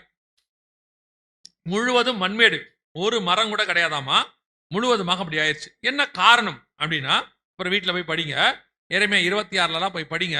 ஆண்டவர் சொல்லுவாரு, தேவனுக்கு விரோதமாக இவர்கள் செய்த காரியம். யாரு? இஸ்ரவேலர்கள். ஆண்டவருக்கு விரோதமா அவங்க பண்ண காரியங்கள்ல ஆண்டவர் சொல்லி சொல்லி பார்த்தாரு. எரேமியா போய் சொன்னா, எரேமியாவை பிடிச்சி காவல் வீட்டில் போட்டான். யார் சொன்னாலும் போட்டு அடிப்பான். உடனே ஆண்டவர் சொல்லி சொல்லி பார்த்தாரு. கடைசியா சொன்னாரு, எருசலேம் மண்மேடுகளாகி போகும். சொன்னபடியே எருசலேம் மண்மேடு ஆயிடுச்சு. ஆண்டவர் கைவிட்டார். அதாவது சாலமோன் காலத்துல எருசலேமுடைய அழகை பார்க்கறதுக்கு யார் வந்தாங்களா? ராஜஸ்திரி வந்தாங்களாம், ஷேபாதாஸ் ராஜஸ்திரி. ஆனா அவ்வளோ அழகான பட்டணம் கர்த்தருக்கு விரோதமா போய் கர்த்தர் கைவிட்டார்னா அதே பட்டணம் என்னவாய் மாறும்? மண்மேடுகளாகி போகும். சில நேரங்கள்ல நமக்கு காரணம் தெரியாது, ஏன் இப்படி நடக்குதுன்னு. பின்னாடி என்ன இருக்குதுன்னு பார்க்கணும். எருசலேமுக்கே இதான் நிலைமைனா மற்ற பட்டணங்கள்லாம் யோசிச்சு பாருங்களேன். சொன்னபடி எருசலேம் மண்மேடாகி போயிடுச்சு. ஆனா அதே ஆண்டவர் சொல்றாரு, நான் திருப்பி அவர்களை என்ன பண்ணுவேன்? கட்டுவேன், உருவாக்குவேன், அதே ஸ்தானத்துக்கு கொண்டு வருவேன்றார். வாசிங்க சகரியாவின் புஸ்தகம் 12ஆம் அதிகாரம். சகரியாவின் புஸ்தகம் 12ஆம் அதிகாரம் 6வது வசனத்தை வாசி. அந்நாளிலே யூதாவின் தலைவரை விறகுக்குள்ளே எரிகிற அக்கினி அடுப்புக்கும் வைக்கோல் கட்டலுக்கும் உள்ள எரிகிற தீவெட்டிக்கும் ஒப்பாக்குவேன். அவர்கள் வலதுபுறமும் இடதுபுறமாக புறப்பட்டு சுற்றிலும் இருக்கிற எல்லா ஜனங்களையும் பட்சிப்பார்கள். எருசலேம் திரும்பவும் தன் ஸ்தானமாகிய எருசலேமிலே குடியேற்றப்பட்டிருக்கும். இது சகரியா 12:6 அவங்க வாசிக்கிறது. ஒருவேளை கையில பைபிள் வச்சிருக்கிறவங்களாம் என்ன செய்யுங்க, சகரியாவின் புஸ்தகம் 12ஆம் அதிகாரத்துல 1 முதல் 6 வசனத்தை மார்க் பண்ணி வச்சுக்கோங்க. ஏன் அப்படின்னு கேட்டா, கிட்டத்தட்ட ஒரு 50 வருஷத்து ஹிஸ்டரி அது உள்ள இருக்கு. அதுல நாம வரோம், நம்ம காலகட்டமும் அதுல இருக்கு. அதனால தான் சொல்றேன், மார்க் பண்ணி வச்சுக்கோங்க. சகரியாவின் புஸ்தகம் 12ஆம் அதிகாரம் 1 முதல் 6 வசனங்களை மார்க் பண்ணி வச்சுக்கோங்க. கவனிங்க, எருசலேம் மண்மேடாகி போகும், கர்த்தர் சொன்னபடி ஆயிடுச்சு. ஆனா அதே ஆண்டவர் சொல்றாரு, திருப்பி எருசலேமை நான் என்ன செய்வேன்? கூட்டி சேர்ப்பேன் அப்படின்னு சொல்றாரு. மீண்டும் அவர்களை கொண்டு வந்து சேர்ப்பேன் அப்படிங்கிறார். அதே ஸ்தானத்துல என்ன செய்வேன்? கொண்டு வருவேன் அப்படின்னார். இந்த தீர்க்கதரிசனம் எப்ப நடந்துச்சு அப்படின்னு கேட்டீங்கன்னா, 1967 ஜூன் மாசம் 5ஆம் தேதி 6 நாள் யுத்தம்னு ஒன்று தொடங்குச்சு. இது எதுக்கான யுத்தம்னா, எருசலேம் பட்டணத்துக்கான யுத்தம். 6 நாள் யுத்தம், ஓய்வு நாள் யுத்தம்னு சொல்லுவாங்க, யாம் கியூப்பர் வார்னு சொல்லுவாங்க. இந்த 6 நாள் யுத்தம் தொடங்குச்சு. தொடங்கி இந்த யுத்தத்துல 6 நாள்ல முழு எருசலேமும் யூதர்கள் கைக்கு வந்துச்சு. அதுக்கு முன்னாடி டெல் அவிவ் அப்படிங்கிற பட்டணம் தான் அவங்களுக்கு தலைநகராக இருந்துச்சு. இப்போ 2018 வரைக்கும் அதான், இப்போவும் ஒரு வகையில் அதான் சொல்லுவாங்க. ஆனா இதான் யூதர்கள் அபிஷியலாக உள்ளே நுழையிறாங்க. உள்ளுக்குள்ள அவங்க நுழையிறது இதான் ஃபர்ஸ்ட். எப்பன்னு கேட்டீங்கன்னா, 1900 வருஷம் கழிச்சு, கிபி 70 தீத்து ராயினால் விரட்டப்பட்டாங்க. 1967 உள்ள வராங்க. ஆண்டவர் சொன்னபடியே திருப்பி சகரியா 12:6 சொன்னபடி எருசலேம் மீண்டுமாக வந்துச்சு. இது ஒரு பெரிய அற்புதம். எதுக்குன்னு கேட்டீங்கன்னா, ஒரு நாட்டுடைய தலைநகரம், அதாவது இஸ்ரேல் தேசத்துக்கு இப்ப வேணா தலைநகராக எது வேணா இருக்கட்டும், ஆனா நித்திய தலைநகரம் எதுன்னு கேட்டீங்கன்னா எருசலேம் தான். கர்த்தர் எருசலேம் என்ன பண்ணியிருக்கிறாரு? அவங்களுக்கு தலைநகரா மாத்தி வச்சிருக்கிறாரு. இப்ப இல்ல, தாவீது காலத்துல இருந்து, அதுக்கு முன்னாடியில இருந்து. நான் பின்னாடி உங்களுக்கு வசனம் சொல்றேன். சோ அதுல இருந்து எருசலேம், ஆண்டவர் சொல்றார், திருப்பி எருசலேம் வரும், அதே ஸ்தானத்துக்கு வரும் அப்படின்னு சொன்னார். சரியா 6 நாள் யுத்தத்துல, இந்த யுத்தம் முடிவுல எருசலேம் அவங்க கைக்கு வந்துருச்சு. கர்த்தர் சொன்னபடி குடியேற்றப்பட்டிருக்கும். இங்க பாருங்க, எருசலேம் என்னவா மாறிடுச்சு? குடியேறியாச்சு, ஜனங்கள்லாம் வந்துட்டாங்க. ஆனால் இந்த சகரியா 12:6 கடைசி வசனம், கடைசி லைன் என்ன சொல்லுது? எருசலேம் திரும்பவும் தன் ஸ்தானமாகிய திரும்பவும் தன் ஸ்தானமாகிய எருசலேமிலே குடியேற்ற எருசலேமிலே. அது என்ன ஸ்தானம்? அதே இடத்துல அப்படின்னு நம்ம சொல்லுவோம். அதே மாதிரி இன்னொன்னு இருக்கு, எருசலேமுக்கு ஒரு ஸ்தானம் இருக்கு, அதே ஸ்தானம். அது என்னது அப்படின்னு கேட்டீங்கன்னா, இப்ப நம்ம எல்லாம் வீட்டுல வேணா என்னென்ன உறவுகள்ல இருப்போம், ஆனா நம்ம எல்லாருக்கும் வேலை ஸ்தலத்துல ஒரு ஸ்தானம் இருக்குல்ல, மேனேஜர், இந்த மாதிரி ஒரு ஸ்தானம் இருக்கு. அந்த மாதிரி எருசலேம் தேவனை பொறுத்த வரைக்கும் தலைநகரம். இஸ்ரவேலுக்கு என்னவா இருக்கணும்? தலைநகரா இருக்கணும். 1967 பிடிச்சாச்சு, அவங்க கைக்கு வந்துடுச்சு. ஆனா தலைநகரா அவங்க மாத்தல. திருப்பியும் சொல்றேன், அவங்க மாத்தல இல்ல, கர்த்தருடைய நேரம் என்ன செய்யல? வரல, காட்ஸ் டைம் வரல. அதனால அது அப்படியே இருந்துச்சு. கர்த்தருடைய நேரம் வரும்போது திருப்பி அது என்னவாய் மாறும்? தலைநகராய் மாறும். இந்த ஊழியத்தை நாங்கள் 2004 செய்யறோம். செய்யும் போது ஆண்டவர் எங்களுக்கு ஒரு காரியம் சொல்லிக்கிட்டே இருப்பார். எருசலேம் தலைநகராக நீ பார்ப்ப. அதான் உனக்கு கடைசி காலத்துக்கான மிக முக்கியமான அடையாளம். நாங்கள் 2008 இருந்து பிரசங்கத்தில் சொல்லிட்டே இருப்போம், ஒரு நாள் எருசலேம் தலைநகராக மாறும், இஸ்ரவேலுக்கு தலைநகராக மாறும்.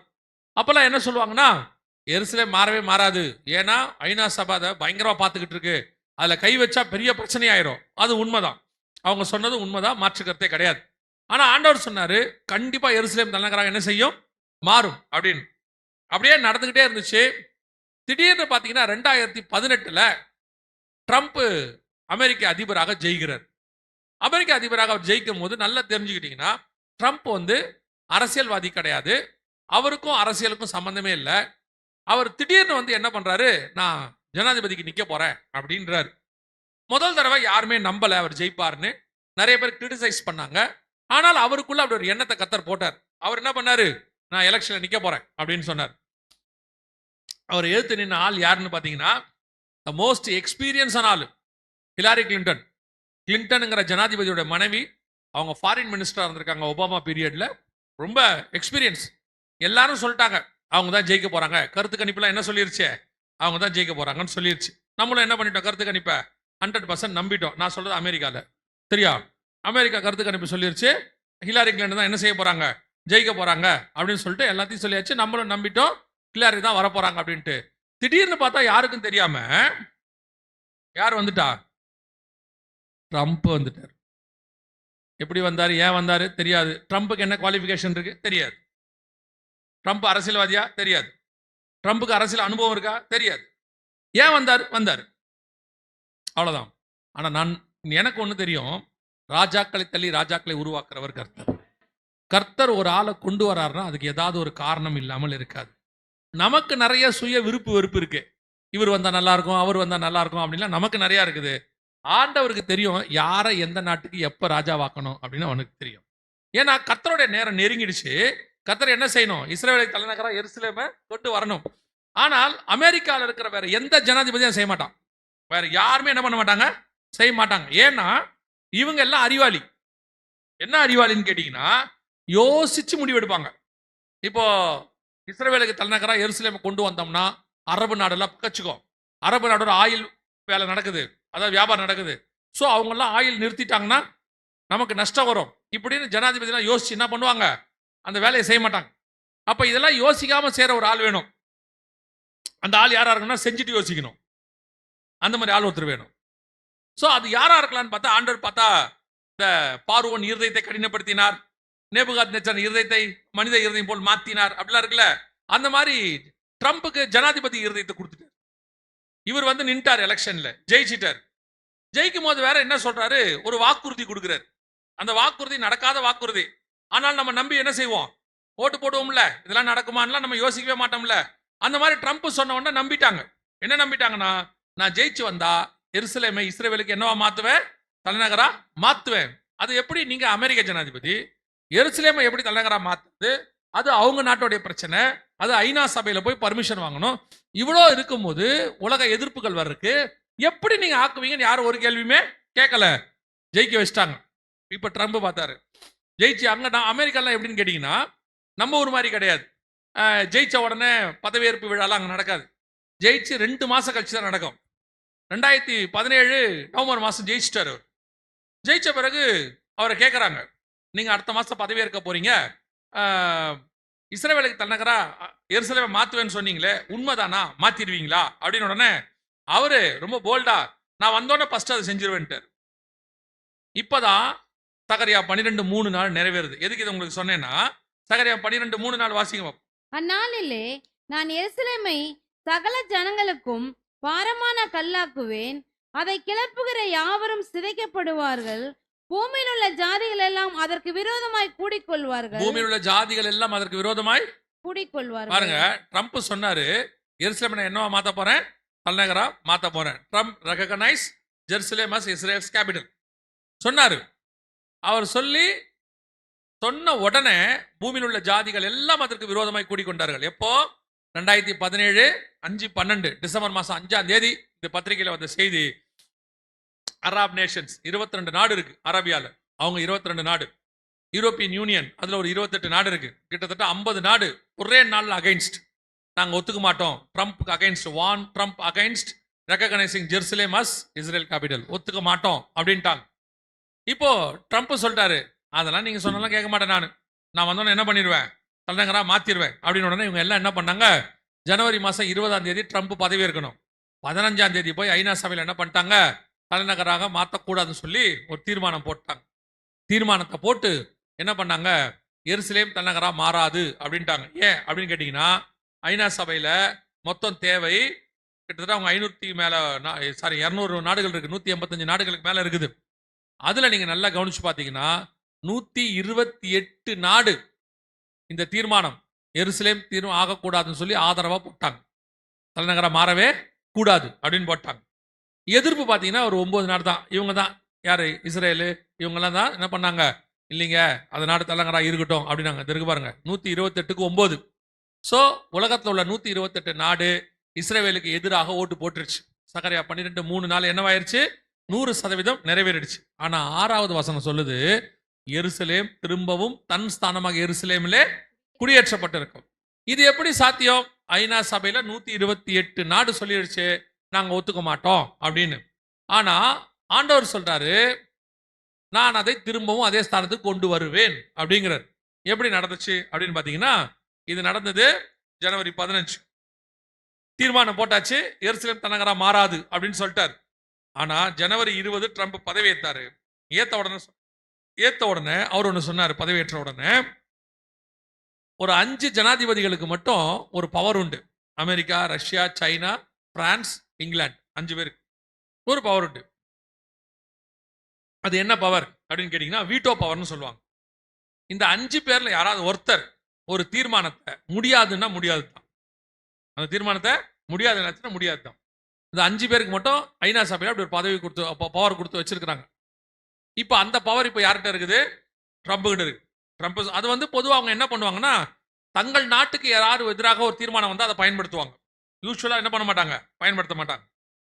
திடீர்னு பார்த்தா ட்ரம்ப் சொல்லிட்டாரு, வீட்டோ பவர் நான் பயன்படுத்த போறேன், இஸ்ரேலுக்கு ஆதரவா என்ன பண்ண போறேன், பயன்படுத்த போறேன். 128 நாடு சொன்னது செல்லாது, இஸ்ரேலுக்கு தலைநகரம் எருசலேம் தான் என்று சொல்லி 2018 அனௌன்ஸ் பண்ணப்பட்டது.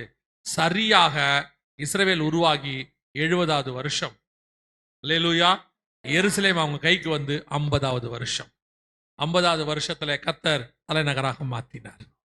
50 வருஷங்கிறது பைபிள்ல ஜூபிலியர், யூபிலி வருஷம் சொல்லுவாங்க. இது உங்களுடையதான ஜூபிலியர் இல்ல, 50வது வருஷம் தானே.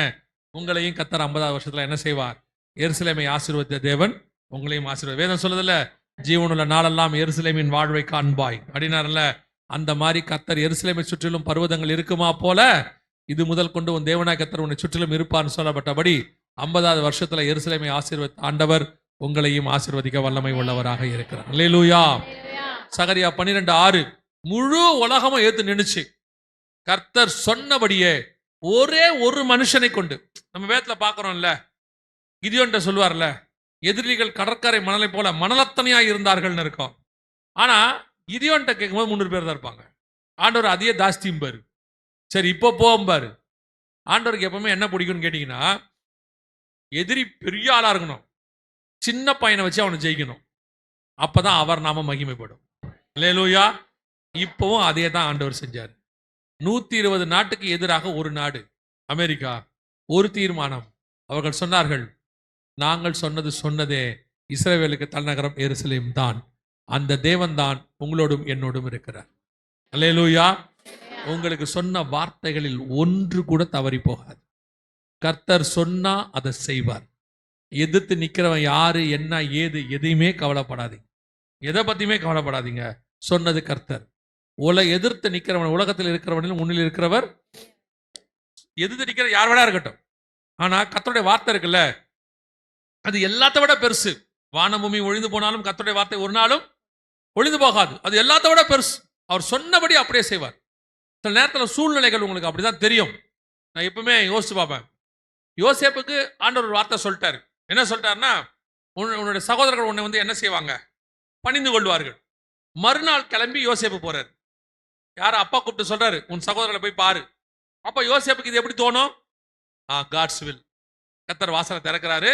அப்பா அண்ணன்களை போய் பார்க்க சொல்றாரு. நம்ம பார்க்க போறோம். அப்ப அத்தனை பேர் இப்ப நம்மள என்ன பண்ண போறான்? வணங்க போறான் அப்படின்ட்டு சந்தோஷமா போனா, எவன் வணங்குவான்னு ஆண்டவர் சொன்னாரோ அவன் தான் தூக்கி போட்டு மிதிக்கிறான்.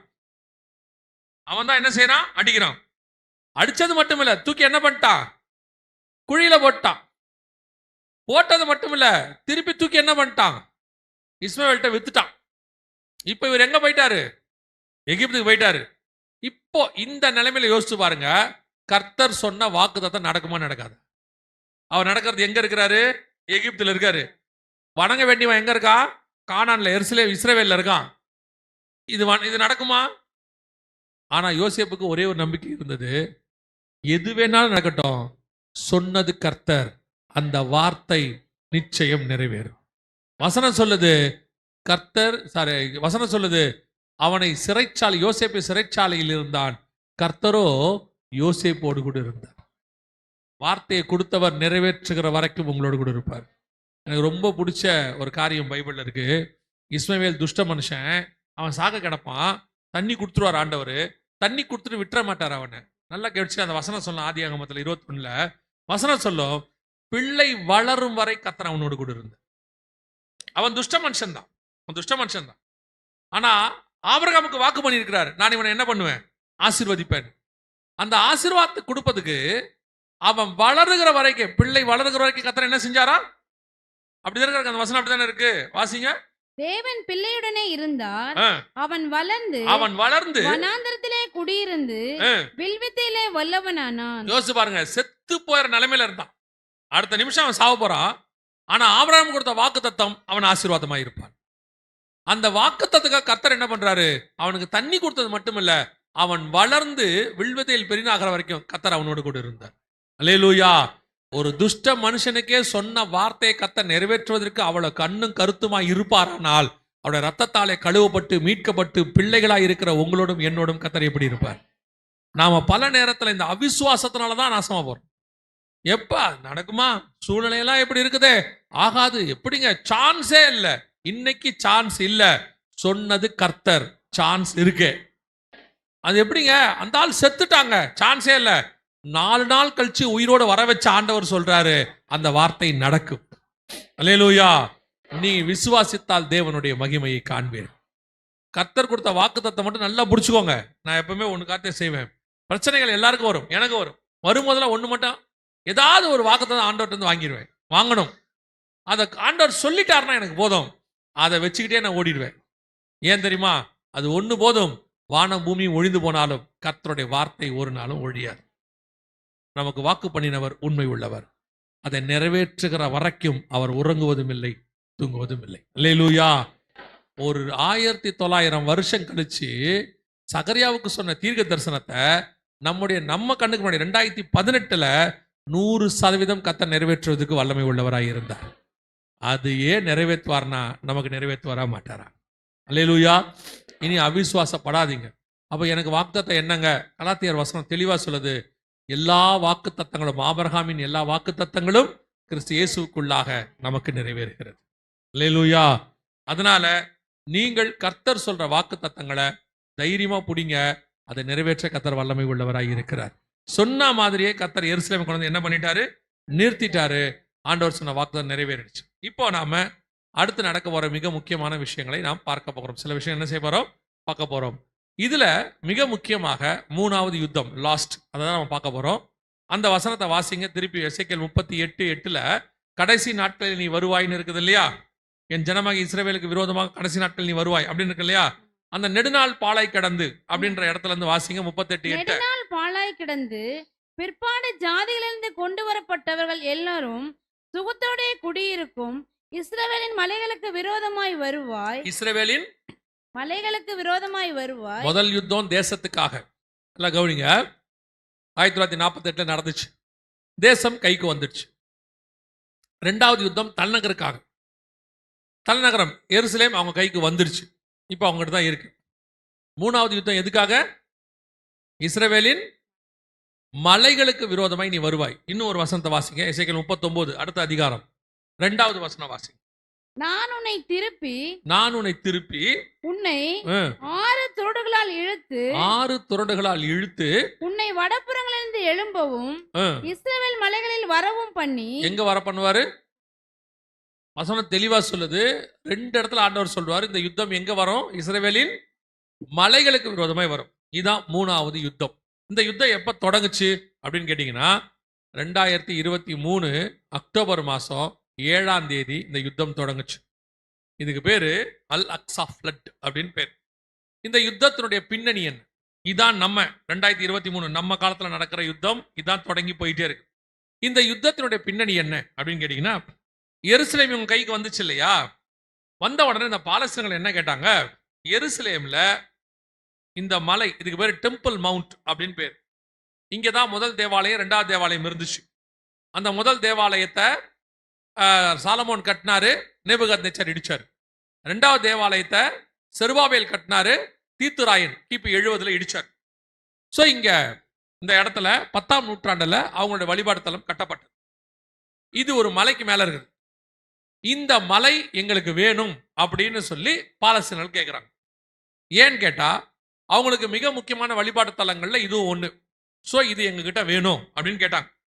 அதுக்காக அவங்க என்ன சொல்றாங்க அப்படின்னு கேட்டா, எருசலேமை 2ஆ பிரிங்க. எருசலேம் படத்தை என்ன பண்ணுங்க? அதுக்கு பேர் 2 ஸ்டேட் சொல்யூஷன் பேர். ஐநா சபையில இப்போ போயிட்டு இருக்க பிரச்சனை. எருசலேமை 2ஆ பிரிங்க. ஓல்டு சிட்டி, நியூ சிட்டி 2ஆ பிரிங்க. இந்த ஓல்டு சிட்டியில தான் இது இருக்கு, இந்த மலை இருக்கு. இந்த ஓல்டு சிட்டியை பாலஸ்தீனர்கள் எங்கிட்ட கொடுத்துருங்க, நியூ சிட்டியை இஸ்ரவேல்கிட்ட கொடுத்துருங்க, டெல் அவிவ் அவங்களுக்கு தலைநகரா இருக்கட்டும் அப்படின்னு சொல்றாங்க. ஆனா யூதன் என்ன சொல்றான்? எருசலேமை பிரிக்கிறதுங்கிற பேச்சுக்கே இடம் இல்லை. இது மொத்தம் யாருக்கு? எனக்கு தான், நான் தரமாட்டேன் அப்படிங்கிறான். இப்ப எருசலேம் யாருக்கு சொந்தம் அப்படிங்கிறதான ஒரு பிரச்சனை போயிட்டு இருக்கு. பாலஸ்தீனம் என்ன சொல்றானா, எனக்கு முழுசா வேணா, என்ன கொடு, பாதியை கொடு அப்படிங்கிறான். யூதன் சொல்றான், ஒரு பிடி கூட தரமாட்டேன் அப்படிங்கிறான். இப்ப கேட்கறதுக்கு இப்ப நமக்கு எப்படி இருக்குது? ஏங்க அவங்க என்ன கேட்டாங்க? உங்களை பாதி தானே கேட்கறாங்க, கொடுத்துட வேண்டி தானே. பாதி கொடுத்தா என்னங்க பிரச்சனை இருக்கும்? நீ அவனை முழுசா கூட கேட்கலையே, இப்படித்தானே வரும் பார்க்கறதுக்கு.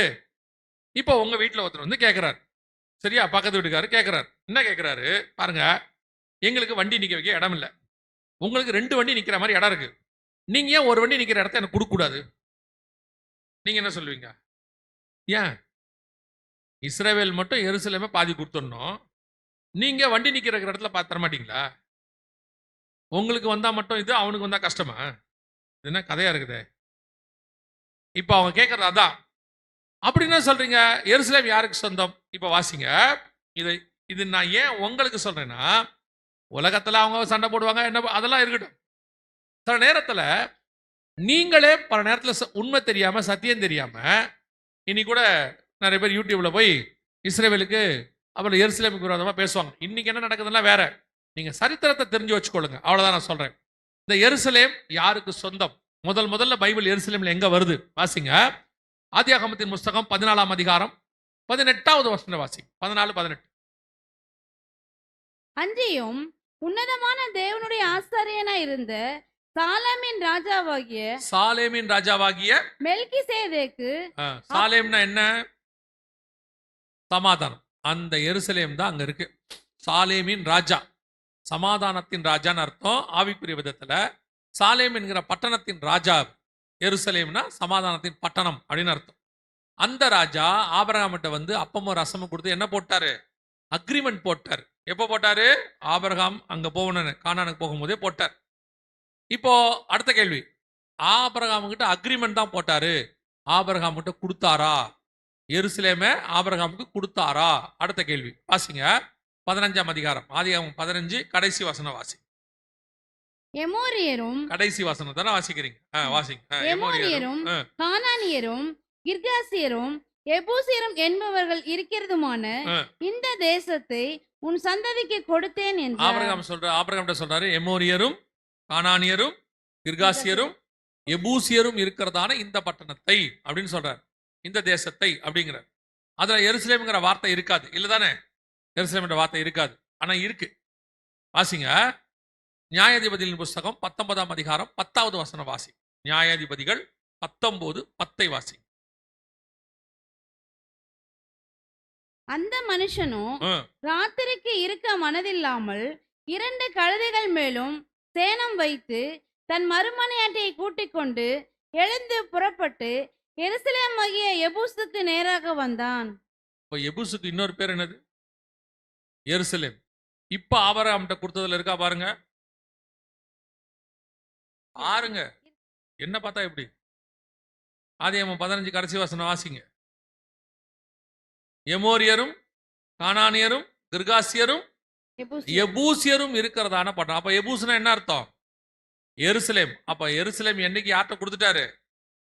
அப்பவே ஆபிரகாமின் சந்ததிக்கு கொடுத்தேன்ட்டாரு. ஆபிரகாம் கொடுத்தேன்ல, ஆபிரகாமின் சந்ததிக்கு கொடுத்துட்டாரு. சரி, இப்ப அடுத்த கேள்வி. ஆபிரகாமுக்கு 3 சந்ததி இருந்துச்சு. ஆபிரகாமுக்கு, இதெல்லாம் உங்க ரெஃபரன்ஸுக்கு தான் நான் சொல்றேன், எழுதி வச்சுக்கொள்ளுங்க. நீங்க போய் ஐநா சபையில பேச போறது இல்ல. ஆனா சில நேரத்துல உங்களுக்கே சந்தேகம் வரும், ஏன் இப்படி என்ன நடக்குது? சோ வசனம் தெரியணும் உங்களுக்கு, அதுக்கு தான் சொல்றேன். சரி, ஆபிரகாமுக்கு 3 சந்ததி இருந்துச்சு. ஒன்னு இஸ்மவேல், இன்னொன்னு ஈசாக்கு, இன்னொன்னு கேத்தூரால் சந்ததின்னு ஒன்று இருந்துச்சு. மொத்தம் எத்தனை சந்ததி? 3. இதுல இந்த எருசலேம் யாருக்கு கைக்கு போச்சு? அதான் ரொம்ப முக்கியம். வாசிங்க 25ஆம் அதிகாரம், 26ஆம் அதிகாரம் 4வது வசனம் வாசி. ஆபிரகாம் என் சொல்லுக்கு கீழ்ப்படிந்து என் விதிகளையும் என் 5ல இருந்து வாசிங்க. நான் உன் சந்ததியை வானத்தின் நட்சத்திரங்களைப் போல பெருக 26 வாசிக்கிறீங்க. 6 ஆதியாகமத்தின் புஸ்தகம் 26 மணிக்கணும் 25 வாசி. 4 5 6 வாசி. ஆபிரகாம் தனக்கு உண்டான யாவையும் ஈசாக்குக்கு கொடுத்தான். ஆபிரகாம் தனக்கு உண்டான யாவையும் ஈசாக்கு கொடுத்தான். ஆபிரகாமுக்கு இருந்த மறுமனையாட்டிகளின் பிள்ளைகளுக்கோ ஆபிரகாம் நன்கொடைகளை கொடுத்து தான் உயிரோடு இருக்கும் போதே அவர்களை தன் குமாரனாகிய ஈசாக்கை விட்டு கிழக்கே போக கீழ் தேசத்துக்கு அனுப்பிவிட்டார். வசனம் தெளிவா இருக்கு. அவங்களுக்கு கிஃப்ட் கொடுத்து என்ன பண்ணிட்டாரு? அந்த நாட்டை விட்டே அனுப்பிட்டாரு. இஸ்மவேலை எகிப்துக்கு அனுப்பிட்டாரு. அவங்க போயிட்டாங்க வனாந்தரத்துக்கு, பேசபா வனாந்தரத்துக்கு. இவங்க கிளம்பி கீழ் தேசத்துக்கு போயிட்டாங்க. தனக்கு உண்டான எல்லாவற்றையும் யாருக்கு கொடுத்தான்?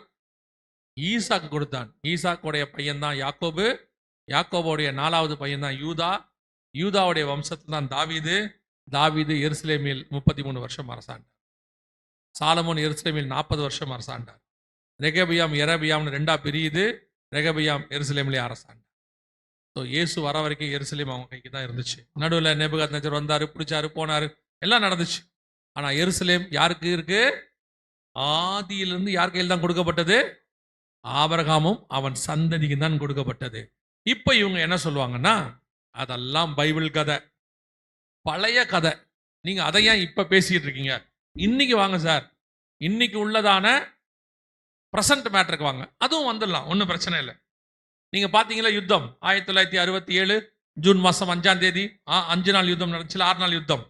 அந்த யுத்தத்துல எருசலேம் யார்கிட்ட வந்துருச்சு? இப்ப என்ன, அதோடைய யுத்தத்தினுடையதான ஒரு சட்டம் இருக்கு. 1920ல அங்க சுவிட்சர்லாந்து தலைநகரம் ஜெனீவாவில் ஒரு சட்டம் போட்டாங்க. அந்த சட்டத்தின்படி ஒரு யுத்தம் முடியும் போது, 2 நாட்டுக்கு யுத்தம் நடக்குதுன்னு வச்சுக்கோங்க, ஒரு யுத்தம் முடியும் போது எவ்வளவு தூரம் பிடிச்சிருக்காங்களோ அது அந்த நாட்டுக்கு சொந்தம். இந்த யுத்தம் முடியும் போது எவ்வளவு தூரம் முன்னேறி இருக்கீங்களோ அது யாருக்கு சொந்தம்? அந்த முன்னேறி இருக்கிற நாட்டுக்கு சொந்தம். அப்படித்தான் பல நாடுகள் இன்னைக்கு தங்களுடைய எல்லைகளை வச்சிருக்கிறாங்க. செகண்ட் வேர்ல்டு வார்ல நடுவில் நடந்த யுத்தங்கள்ல அந்த கணக்கின்படி பார்த்தாலும் எருசலேம் முழுக்க யார் கையில தான் இருக்குது? அந்த 6 நாள் யுத்தத்துல எருசலேம் இஸ்ரவேல் கை தான் இருக்கு. நீங்க இன்னைக்கு உள்ள யுத்த முறைப்படி பார்த்தாலும், பைபிள் முறைப்படி பார்த்தாலும் எருசலேம் இஸ்ரவேலுக்கு தான் சொந்தம். இன்னைக்கு ஒரு கூட்டம் அதை பிரிச்சு கொடு எல்லாம் கேட்டுக்கிட்டே இருக்கிறாங்க. ஆனா ஒண்ணு புரிஞ்சுக்கோங்க, எருசலேம் ஒரு நாளும் பிரிக்கப்படாது. எப்படி நீங்க சொல்றீங்க அப்படின்னு கேட்டீங்கன்னா, சகரியாவின் புஸ்தகம் 12ஆம் அதிகாரம் 4வது வசனம் வாசி. அந்நாளிலே நான் குதிரைகளுக்கெல்லாம் திகைப்பையும், 3 வாசி. அந்நாளிலே நான் எருசலேமை சகல ஜனங்களுக்கும் பாரமான கல்லாக்குவேன். இன்னைக்கு உள்ள இந்த தீர்மானத்தை அப்படியே அங்க ஆண்டவர் எழுதுறாரு. சகல ஜனங்களுக்கும் பாரமான கல்லாக்குவேன். அதை கிளப்புகிற யாவரும் கிளப்பர்னா அதை பேர்த்து எடுக்கிறாங்கன்னு அர்த்தம். அதைத்தான் எருசலேமை 2ஆ பிரிக்க சொல்றான். பாதி எனக்கு, பாதி உனக்கு. அதை கிளப்புகிற யாவரையும் சிதைக்கப்படுவார்கள். நல்லா கவனிச்சுக்கொள்ளுங்க, எருசலேமை கர்த்தர் ஒரு நாளும் விட்டு கொடுக்க மாட்டார். அல்லேலூயா. ஸோ இந்த யுத்தம் எதுக்கு ஆரம்பிச்சிச்சுன்னா, இந்த மலை இது எங்களுக்கு கொடுங்க, இந்த மலையில் இருக்கிற வழிபாடுதெல்லாம் எங்களுது, ஸோ இதை பிரித்து ரெண்டாக கொடுத்துருங்க, இந்த மலை எங்கள் கையில் இருக்கட்டும் அப்படின்னு கேட்டு எசேக்கியேல் 38:8 சொன்ன இந்த யுத்தம் தான் இப்போ உங்கள் கண்களுக்கு முன்பாக நடந்து கொண்டு இருக்கிறது. இந்த யுத்தத்தில் இப்போ உள்ள நாடுகள் எல்லாம் அதில் இருக்கு, பைபிளில் இருக்கு. நான் ஒரு 2-3 நாடு மட்டும் சொல்கிறேன். முதலாவதாக எசேக்கியேல் புஸ்தகம் 38 2வது வசனம் வாசிங்க. மனுபுத்திரனே, ம், மேசேக் தூபால் ஜாதிகளின் தலைமையான ம். அதிபதியாகிய மாகோகு தேசத்தானான கோகுக்கு எதிராக நீ உன் முகத்தை திருப்பி இதெல்லாம் யாருன்னு நினைக்கிறீங்க? மேசேக், தூபால், மாக்கோகு, கோகு இதெல்லாம் யாருன்னா இன்னைக்கு உள்ளதான நாடுகள் பேர் தான் அங்க இருக்கு. ஆனா அது என்னென்ன நாடுன்னு சொல்லிட்டா நீங்க அது எப்படி அப்படின்னு ஒரு கேள்வி கேட்பீங்க தானே. அதனால முதல்ல நமக்கு தேவையான முக்கியமான நாடு மட்டும் 2 நாடு இருக்கு, அதை பார்த்துருவோம். எசேக்கியேல் 38 அந்த 5வது வசனம் வாசிங்க. அவர்களோடு கூட பெர்சியரும் பெர்ஷியா அப்படின்னு யார் தெரியுமா? ஈரான். இன்னைக்கு ஈரானுக்கு பேர் தான் என்னது? பெர்ஷியா. 1935 வரைக்கும் அதுக்கு பேர் பெர்ஷியா தான். அதுக்கப்புறம் ஷா மன்னர்கள் ஆட்சி காலத்துல தான் அது என்னவா மாற்றப்பட்டது? ஈரானாக மாற்றப்பட்டது. ஸோ இஸ்ரவேலுக்கு விரோதமா யார் இருப்பா? பெர்சியரும். ஈரான், பெர்ஷியா இருக்கும் அங்க இருக்கா. இப்ப இப்ப இப்ப இப்ப இஸ்ரவேலுக்கும் யாருக்கு சண்டை நடக்குது? ஈரானுக்கும் தான் நடக்குது. இவங்களை எல்லாம் தலைமையேத்து ஒரு ஆள் நடத்துவாரு. 38:7 வாசிங்க. நீ ஆயத்தப்படு, ஆ, உன்னுடனே கூட கூடின உன் எல்லா கூட்டத்தையும் ஆயத்தப்படுத்து, ம். நீ அவர்களுக்கு காவலாளனாய் இரு. யார சொல்றாரு இப்படி? இதை பத்தி யார சொல்றாருன்னா எசேக்கியேல் 38:2 வாத்தீங்கல்ல, மனுபுத்திரனே, மேசேக் தூபால் ஜாதிகளின் தலைமையான அதிபதி. மேசேக் தூபால் ஜாதிகளின் தலைமையான அதிபதி. அந்த இடத்துல தமிழ்ல மட்டும் ஒரு வார்த்தை இல்ல, இங்கிலீஷ்ல மலையாளத்துல எல்லாத்துலயும் இருக்கு. அந்த ஆள் யாரு அப்படின்னா, உங்களுக்கு முதல்ல அந்த ஆள் எங்கிருந்து வருவாருன்னு சொல்றேன். 39:2 வாசிங்க. 39:2. நான் உன்னை திருப்பி ஆ. உன்னை 6 துருடுகளால் இழுத்து ஆ. உன்னை வடபுறங்களிலிருந்து எழும்பவும். எங்க இருந்து? வடபு- இந்த மேப் தெரியுதா உங்களுக்கு? அதுல பாருங்க ஒரு கோடு போட்டிருக்கு பாருங்க, மேல சிவப்பு கலர்ல போட்டிருக்கா. அந்த கீழே உள்ளது எருசலேம் டாட். அதுல இருந்து நேரா மேல போறது மாஸ்கோ. ஒரே கோடு நேரா இருக்கும் ஸ்ட்ரெயிட்டா, அதான் மேசாக் மாஸ்கோ. அதுல இருந்து இன்னொரு பகுதி, ரஷ்யாவுடைய இன்னொரு பகுதி தான் திபிலிசின்னு சொல்லுவாங்க, துபால் அப்படின்னு சொல்லக்கூடியது அங்கதான் இருக்கு. இது ரெண்டுத்துக்கும் தலைமையான அதிபதியாகிய அது யாரு? இந்த 2 பட்டணத்துக்கும் ஹெட் குவார்டர்ஸா இருக்கிறது ரஷ்யா. ரஷ்யான்ற பேர் இருக்குதா அப்படின்னு கேட்டீங்கன்னா தமிழ்ல மட்டும் இருக்காது. இங்க பாருங்க, இங்கிலீஷ்ல மலையாளத்துல எல்லாத்துலயும் ரோஷ் அப்படிங்கிற வார்த்தை இருக்கும். மலையாளத்துல ரோஷே அப்படின்னு இருக்கும், இங்கிலீஷ்ல ரோஷ்னு இருக்கும். வடக்கு பக்கத்துல இருந்து மேசேக் தூபாலுக்கு தலைமையான ரோஷ் அப்படின்னு இருக்கும். இந்த வசனம் கிட்டத்தட்ட 2500 வருஷத்துக்கு முன்னாடி உள்ளது. ஆண்டவர் சொல்றாரு, கடைசி காலத்துல இஸ்ரவேல் தேசத்துக்கு விரோதமாக கடைசி நாட்களில் வடக்கு பக்கத்துல இருந்து ஈரான் துணையோடு கூட ரோஷுங்கிறது எழும்பி வரும்னு இருக்கு. ஈரான் அவங்களோட இருக்கும், உன்னோடு கூட ஈரான் இருக்கும் அப்படின்னு 5ல் சொல்லு. இப்ப ஆண்டவர் சொன்னபடியே மலைக்காக சண்டை ஆரம்பிச்சிருச்சு. மலைக்காக சண்டை என்ன செஞ்சிருச்சு? ஆரம்பிச்சிருச்சு. வடக்கு பக்கத்துல ரஷ்யா வரணும். இப்ப நீங்க பார்த்துட்டு இருக்கும் போது நல்லா கவனிச்சீங்கன்னா இந்த யுத்தத்துல ரஷ்யா நுழைஞ்சிருக்குது. ஈரானுக்கு ஆதரவா யார் நுழைஞ்சிருக்கா? ரஷ்யா. ரஷ்யா சொல்லுது, ஈரானுடைய எதிரிகள் எங்களுடைய எதிரிகள். இப்போ நான் சொல்றது போன வாரத்துக்கு முந்தின வாரம், ஒரு 10 நாளைக்குள்ள நடந்த சம்பவம். ஈரானுக்கு ஆதரவாக ரஷ்யா என்ன பண்ணிடுச்சு? தன் நாட்டுக்கு வந்த ஒரு 40 இஸ்ரவேலர்களை நாட்டுக்குள்ளேயே விடாம திருப்பி அனுப்பிச்சிருச்சு. அனுப்பிச்சிட்டு சொல்லுது, ஈரானுடையதான எதிரிகள் எங்களுடைய எதிரிகள், எங்க நாட்டுக்கு இஸ்ரவேலர்கள் வராதீங்கன்னு சொல்லுது. ஸோ யுத்தம், இந்த யுத்தம் இப்ப நீங்க பாக்குற யுத்தம் முடிஞ்சிரும், நடந்துரும் அப்படிலாம் சொல்றாங்கல்ல, இது முடியாது. இந்த யுத்தம் தான் இப்ப போயிட்டு இருக்குது. இது இன்னும் பெரிய யுத்தமாக மாறும். ரஷ்யா குண்டு போட தொடங்கும். நீங்க பாப்பீங்க, ரஷ்யா என்ன செய்யும்? இந்த யுத்தத்துல முன்னின்று நடத்தும். ரஷ்யா தலைமையில யுத்தம் நடக்கும். இதுல இன்னொரு மிக முக்கியமான நாடு உள்ள வரணும், வர வேண்டி இருக்குது. அதே எசேக்கியேல் 38:6 வாசிங்க பாப்போம். கோமேரும் அவனுடைய எல்லா ராணுவங்களும் வடதிசையில் உள்ள தோகர்மா வம்சத்தாரும். தொகர்மா வம்சத்தாரும். யார் அந்த தொகர்மா வம்சத்தார்? அதுக்கு பேர் தான் துருக்கி. வடக்கு பக்கத்தில் உள்ள, வடபுறத்தில் உள்ள தொகர்மா வம்சத்தார். அப்படியே பாத்தீங்கன்னா அந்த இடத்துல மேல துருக்கி தெரியுது பாருங்க. துருக்கியை தாண்டி தான் மாஸ்கோவே போகும். நீங்க பாக்குற இந்த இடத்துல பாத்தீங்கன்னா இது என்ன கார்ட்லெஸ் மைக் தானே, கவனிங்க. இதுல பாருங்க, இதுல பாத்தீங்கன்னா எருசலேமுக்கு மேல துருக்கி இருக்கு. துருக்கிக்கு மேலதான் அடுத்து நேரா உக்ரைன், அந்த உக்ரைன் பார்டர்ல தான் மாஸ்கோ. அப்படியே எருசலேம்ல இருந்து வடக்கு பக்கம் நேரா போட்டீங்கன்னா அது போய் நிற்கும். ஸோ இந்த தொகர்மா வம்சத்தார் துருக்கி அடுத்து உள்ளே வரும். நீங்க பாப்பீங்க துருக்கி சண்டையில வந்து நிற்கும். துருக்கியோடு கூட இஸ்ரவேலுக்கு சண்டை நடக்கும். இவங்க எல்லாம் சேர்ந்து இஸ்ரவேலுக்கு விரோதமா வடக்கு பக்கத்துல இறங்குவாங்க. அப்படி துருக்கி இறங்கும், லெபனான் இறங்குது, இப்போ ரஷ்யா உள்ளே வரும், அத்தனை பேரும் சண்டைக்கு வருவார்கள். இதுதான் இப்ப நீங்க பார்த்துக்கிட்டு இருக்கிற யுத்தம். இயேசு சொன்ன யுத்தங்களையும் செய்திகளையும் கேள்விப்படுவீர்கள் இருக்கு இல்லையா? அதுல கடைசி காலத்துல ஒரு யுத்தம் வரும்னு இருக்கு இல்லையா? அந்த யுத்தம் இப்ப ஆரம்பிச்சிருச்சு. உங்க கணக்குக்கு யுத்தம் இப்ப நடக்கிற மாதிரி இருக்கும். ஆனா இந்த யுத்தம் ஆரம்பிச்சது 2023 அக்டோபர் 7. கணக்குப்படி இந்த அக்டோபர் வந்தா 3 வருஷம் ஆகுது. இந்த யுத்தம் ஆரம்பிச்சு எங்காவது அப்படியே நீங்க இந்த வசனத்தை வாருங்க. இப்ப நான் சொல்ற அந்த வசனத்தை வாசிச்சுக்கிட்டே இப்ப நடந்த சம்பவங்களை யோசிச்சு பாருங்க, கரெக்டா இருக்கும். சகரியா 12:6 திருப்பி வாசிங்க. சகரியா 12:6. அந்நாளிலே யூதாவின் தலைவரை விறகுகளுக்குள்ளே எரிகிற அக்கினி அடுப்புக்கும் வைக்கோல் கட்டுகளுக்குள்ளே எரிகிற தீவெட்டிக்கும் ஒப்பாக்குவேன். யாருன்னு கேட்டீங்கன்னா, அந்நாளில் எருசலேம் தலைநகர் ஆகும் போது இருக்கிற யூதாவின் தலைவர் யாருன்னு கேட்டீங்கன்னா பென்யமீன் நேத்தன்யாகு. இப்ப இருக்கிறவர் தான் அது. அவரு என்ன செய்வாரு? தொடர்ந்து வாசிங்க. அவர்கள் வலதுபுறமும் இடதுபுறமாக புறப்பட்டு, இதுல பாருங்க, நல்லா கவனிச்சு பாருங்க. இதுல வலதுபுறமும் இடதுபுறமாக 2023 ஆரம்பிச்சது யுத்தம். ஆரம்பிச்ச உடனே இதுல இருந்து வலதுபுறம் இந்த பக்கம் காசா பகுதி, இந்த பக்கம் ஈரான் இங்க இருக்கு பாருங்க, இது வரைக்கும். அப்புறம் அடுத்து இடதுபுறமாக புறப்பட்டு சுற்றிலும் இருக்கிற எல்லா ஜனங்களையும் பட்சிப்பார்கள். மேல இருக்கிற லெபனான், அங்க இருக்கிற சிரியா, இந்த இடத்துல இருக்கக்கூடியதான எல்லாரையும். இப்ப துருக்கியோட சண்டை ஆரம்பிக்க போகுது, எல்லாரோடு கூட சண்டை போகுது. ஹவுதீஸ் கீழே இருக்குது பாருங்க, ஹவுதீஸ், ஏமன், எல்லாரோடையும் சண்டை போயிட்டு இருக்கு. இந்த சகரியா 12:6 தான் இப்ப நடக்குது.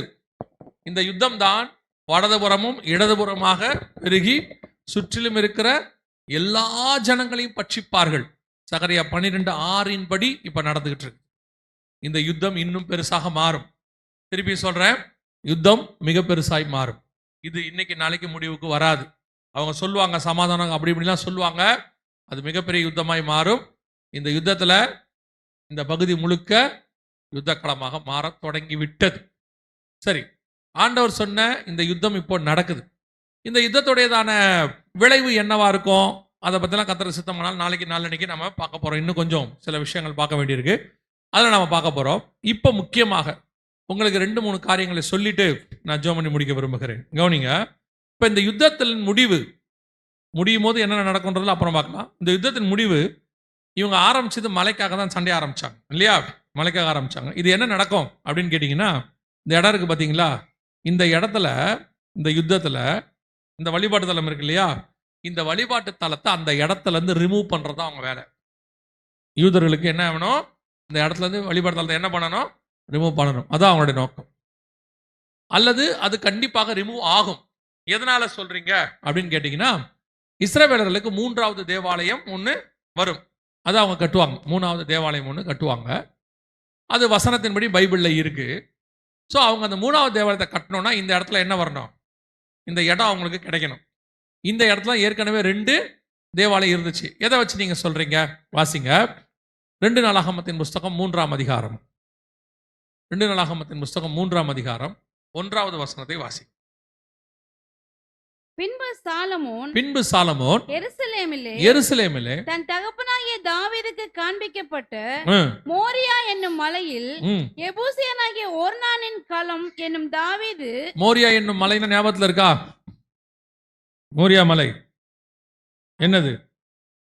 ஆபிரகாம் ஈசாக்க பலிகொடு கொண்டு போனார்ல, ஆதியாகமம் 22 1, 2, 3 வசனம். அந்த மோரியா மலை தான் இது நீங்க பாக்குறது. இதான் அந்த மோரியா மலை. மோரியா என்னும் மலையில், அதே இடத்துல தான் தாவீது காசு கொடுத்து மலையை வாங்குறாரு. இந்த இடத்துல தான் சாலமோன் என்ன பண்றாரு, தேவாலயத்தை கட்டினார். அதான் அந்த வசன ஆதாரம் 2 நாளாகமம் 3:1. ஸோ இந்த இடத்தில் தேவாலயம் கட்டப்பட்டது. அதற்கு பிறகு அந்த தேவாலயத்தை நேபுகத்நேச்சார் இடிச்சார், எல்லாம் பண்ணார் பார்த்தோம்ல. இப்போ இந்த இடத்துல 3வது தேவாலயம் வரணும், இதே இடத்துக்கு வரணும். அது வரணும்னா இந்த இடத்துல இருக்கிற ஆலயம் என்னவாகணும், வழிபாடுதல் என்னவாகணும், ரிமூவ் ஆகணும். ஆகுமானா கண்டிப்பாக ஆகும், ஆக்குவாங்க, இல்லை தானா ஆகும். எப்படி? இதுக்கு ரெண்டு காரணம் இருக்கு. ஒன்று, பூமி எதிர்ச்சியில் இது விழுந்து என்ன செஞ்சிடும், கீழே விழுந்துறதுக்கு நிறைய வாய்ப்பு இருக்கு. எப்படி சொல்றீங்கன்னா, வாசிங்க எசேக்கியேல் 38:19 வசனத்தை வாசிங்க. அந்நாளிலே இஸ்ரவேல் தேசத்திலே பெரிய அதிர்ச்சி உண்டாகி. இப்ப இஸ்ரவேல் என்ன வரப்போகுது? பெரிய பூமி எதிர்ச்சி வரும். நீங்கள் பார்ப்பீர்கள், பெரிய பூமி எதிர்ச்சி ஒன்று இஸ்ரவேல் தேசத்துல வரும். இப்போ இஸ்ரவேல் அரசாங்கமும் இப்ப சொல்லுது, பூமி எதிர்ச்சிகள் இஸ்ரவேலில் வருவதற்கு நிறைய வாய்ப்பு இருக்கிறது அப்படின்னு சொல்றாங்க. ஸோ பெரிய பூமி எதிர்ச்சி ஒன்று வரும். அந்த அதிர்ச்சியில இது விழுறதுக்கு நிறைய வாய்ப்பு இருக்கு. இல்லாவிட்டால் யுத்தத்துல யாரோ ஒருத்தர் போடுறதான ஏவுகணைகள் இதை தாக்கும். வாய்ப்பு இருக்குதா அப்படின்னு கேட்டீங்கன்னா, இது இப்போ ஈரான் யுத்தத்துல நடக்கும்போது கரெக்டா அந்த வழிபாடு தளத்துல இருந்து 700 மீட்டர்ல ஒரு ஏவுகணை வந்து தாக்குச்சு. 1 கிலோமீட்டர் கூட கிடையாது, 700 மீட்டர், 1/2 கிலோமீட்டருக்கு பக்கத்தில் அந்த காம்பவுண்ட்ல வந்து அடிச்சிச்சு. ஸோ அடிச்ச உடனே அங்கே அடிக்குது பாருங்க, அது அடிச்சோம். இது ஒரு 700 மீட்டர் மட்டும் முன்னாடி விழுந்திருந்தா இது விழுந்துடும். ஸோ இப்போ பக்கத்தில் வரைக்கும் வந்துடுச்சு ஏவுகணை தாக்குதல், பக்கம் வரைக்கும். ஸோ இந்த வழிபாட்டு தலம் இல்லாமல் போவதற்கு நிறைய வாய்ப்பு இருக்கு. நீங்க எதை வச்சு அப்படி சொல்றீங்க அப்படின்னு கேட்டா, 21ஆம் அதிகாரம் லூக்கா எழுதின சுவிசேஷம் 24வது வசனத்தை வாசி. லூக்கா 21:24 வாசிங்க. பட்டய கருத்தினாலே விழுவார்கள், சகல புறஜாதிகளுக்குள்ளும் சிறைப்பட்டு போவார்கள், புறஜாதியாரின் காலம் நிறைவேறும் வரைக்கும், புறஜாதியாரின் காலம் நிறைவேறும் வரைக்கும் எருசலேம் புறஜாதியாரால் மிதிக்கப்படும். இதை எப்படி பார்க்கணும்னா, அவங்களுக்கு இது பரிசுத்த நகரம். யாருக்கு? எருசலேம் அவங்களுக்கு என்ன நகரம்? எப்படி சொல்றீங்க? 4ஆம் அதிகாரத்துல,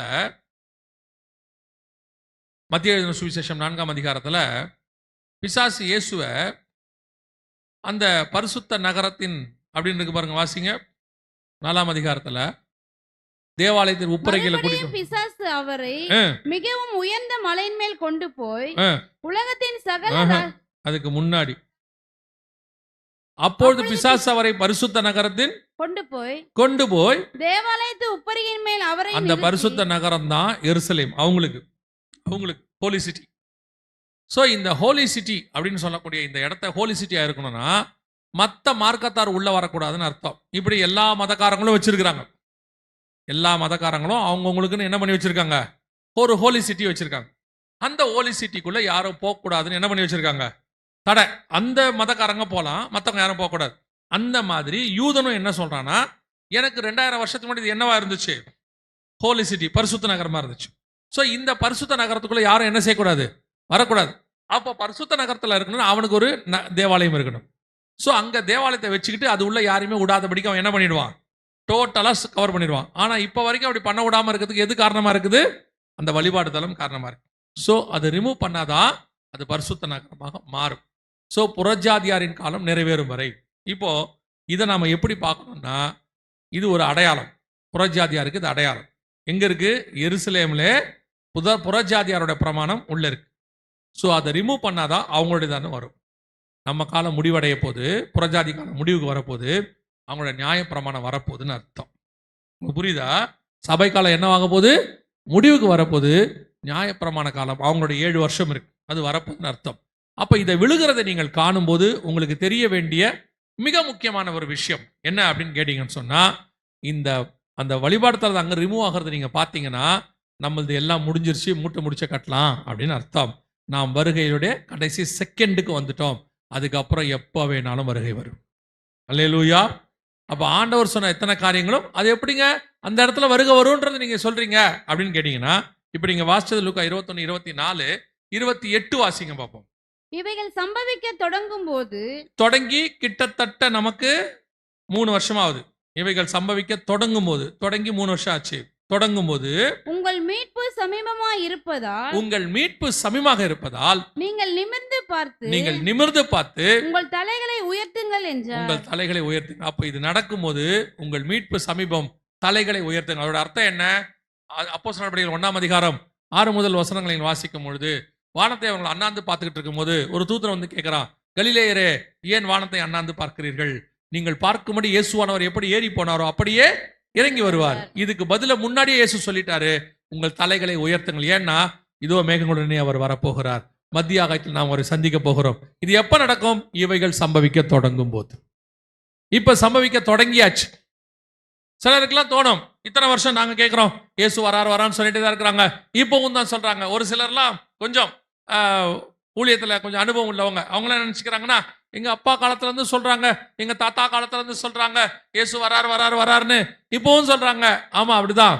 100 வருஷமா நோவா பிரசங்கம் பண்ணிட்டே இருந்தார், ஜலப்பிரளயம் வருதுன்னு சொல்லிட்டு இருந்தாரு. ஆனா பேழையும் கட்டி முடிக்கணும்ல, பேழையும் கட்டி முடிச்சு எல்லாம் உள்ளுக்குள்ள ஜோடா வந்து சாப்பாடெல்லாம் வாங்கி வைக்கணும். அதே நேரத்துல சுவிசேஷமும் முடியணும். அப்ப இந்த 100 வருஷமா இருக்கிறவனுக்கு என்ன தோணும்? இந்த நோவாவுக்கு வேற வேலையே கிடையாது. எப்பா பாரு, ஜலப்பிரளயம் வரப்போகுது, சாவு போறோம், ஜலப்பிரளயம் வருது, சாவு போறோம், எல்லாம் பேழைக்குள்ள வாங்கன்னு சொல்லிட்டே இருக்கிறாப்புல. இந்த ஆளுக்கு வேற வேலையே இல்லைன்னா ஒரு நாள் வந்துச்சு. நினையாத நாளிகளே மனுஷகுமாரன் வருவார். அவர்கள் நினைக்காத நாளிலே ஜலப்பிரளயம் வந்துச்சு. ஆனால் பேழை கட்டப்பட்டு கொண்டே இருந்துச்சு. ஒரு நாள் திடீர்னு பேழையின் கதவு அடைக்கப்பட்டது. மணவாளன் வருவார், கதவு அடைக்கப்படும். இப்போ நமக்கு என்ன தோணணும்? நான் சொல்லுவேன், எப்பவுமே அந்த தரிசனத்துல இருக்கிறவன், அவரோட வருகைக்கு போகிறவன், கர்த்தரோட திட்டத்துக்குள் இருக்கிறவன் ஒரு நாளும் சோர்ந்து போக மாட்டார்கள். அவர்கள் காத்திருக்கிறதுல ஒரு நாள் என்ன செய்ய மாட்டாங்க? சோர்ந்து போகவே மாட்டாங்க. தாமதிக்கிறார் என்று சிலர் எண்ணுகிறபடி அவர் வாக்குத்தத்தத்தை குறித்து தாமதமாயிராமல் எல்லாரும் மனதின்மை வேண்டும் நீடிய பொறுமை உள்ளவராய் இருக்கிறார். உலகத்துல உள்ளவனா சோர்ந்து போட்டோம். நோவா காலத்துல ஆண்டவர் நீடிய பொறுமையோடு கூட காத்திருந்த போது கீழ்ப்படியாமல் போன ஆவிகள்னு பேதுரு சொல்லுது. ஆனா நோவாவுக்கு சோர்வே வரல. நோவாவுக்கு ஒண்ணு தெரியும், வாக்கு பண்ணினவர் உண்மை உள்ளவர். நிச்சயம் அவர் சொன்ன நியாயத்தீர்ப்புகள் நடக்கும். நாம மட்டும் விசுவாசத்தோட காத்திருக்கணும். அதே போல நோவாவின் காலத்தில் எப்படி நடந்ததோ அப்படியே மனுஷகுமாரன் வரும் காலத்திலும் நடக்கும். இப்போ நாம அந்த காலகட்டத்துக்குரிய ஜனங்களா இருக்கிறோம்.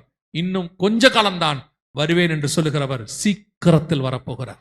நீங்கள் இத்தனை ஆண்டு காலம் காத்திருந்தது முக்கியம் அல்ல, இப்ப காத்திருக்க வேண்டியது ரொம்ப முக்கியம். அந்த லாஸ்ட் மினிட் நீங்கள் மணவாளனை பார்க்க புறப்பட்டது, தீவெட்டியை கொண்டு போனது எல்லாம் நல்லது. ஆனால் மணவாளன் வரும்போது தீவெட்டி எரிகிறதாய் பார்த்து கொள்ள வேண்டும். அப்பதான் நீங்கள் புத்தி உள்ளவர்களாய் மாற முடியும். உலகம் உங்களை பைத்தியம் என்று சொல்லும். உலகம் இந்த பிரசங்கத்தை பைத்தியம் என்று சொல்லும். அவங்க என்ன வேணாலும் சொல்லிட்டு போட்டோம். அவங்களுக்கு உலகத்தில் உள்ளவைகள் அவங்களுக்கு ஞானம். கெட்டு போகிறவர்களுக்கு இந்த உபதேசம் பைத்தியமாயிருக்கிறது. நீங்களோ நானுமோ அவரை சந்திக்கும்படி காத்திருக்கிற கூட்டம். என்ன வேணாலும் நம்மளை சொல்லிட்டு போட்டோம். இன்னும் கொஞ்ச காலம்தான், ரொம்ப சீக்கிரம். கர்த்தருக்கு சித்தமானால், எனக்கு தெரியாது அவர் எப்போ வருவாருன்னு. ஏன்னா அவர் ஒரு நாளாகிலும் நாளிகை ஆகிலும் பிதா ஒருவர் தர மற்ற ஒருவனும் அறியான். ஆனா ஒன்னு விசுவாசிக்கிறேன், நம் தலைமுறையில நம் கண்கள் காண கர்த்தர் வருவதற்கு நிறைய வாய்ப்பு இருக்கிறது. அல்லேலூயா. வெகு சீக்கிரத்தில் ஆண்டவர் வருவார்.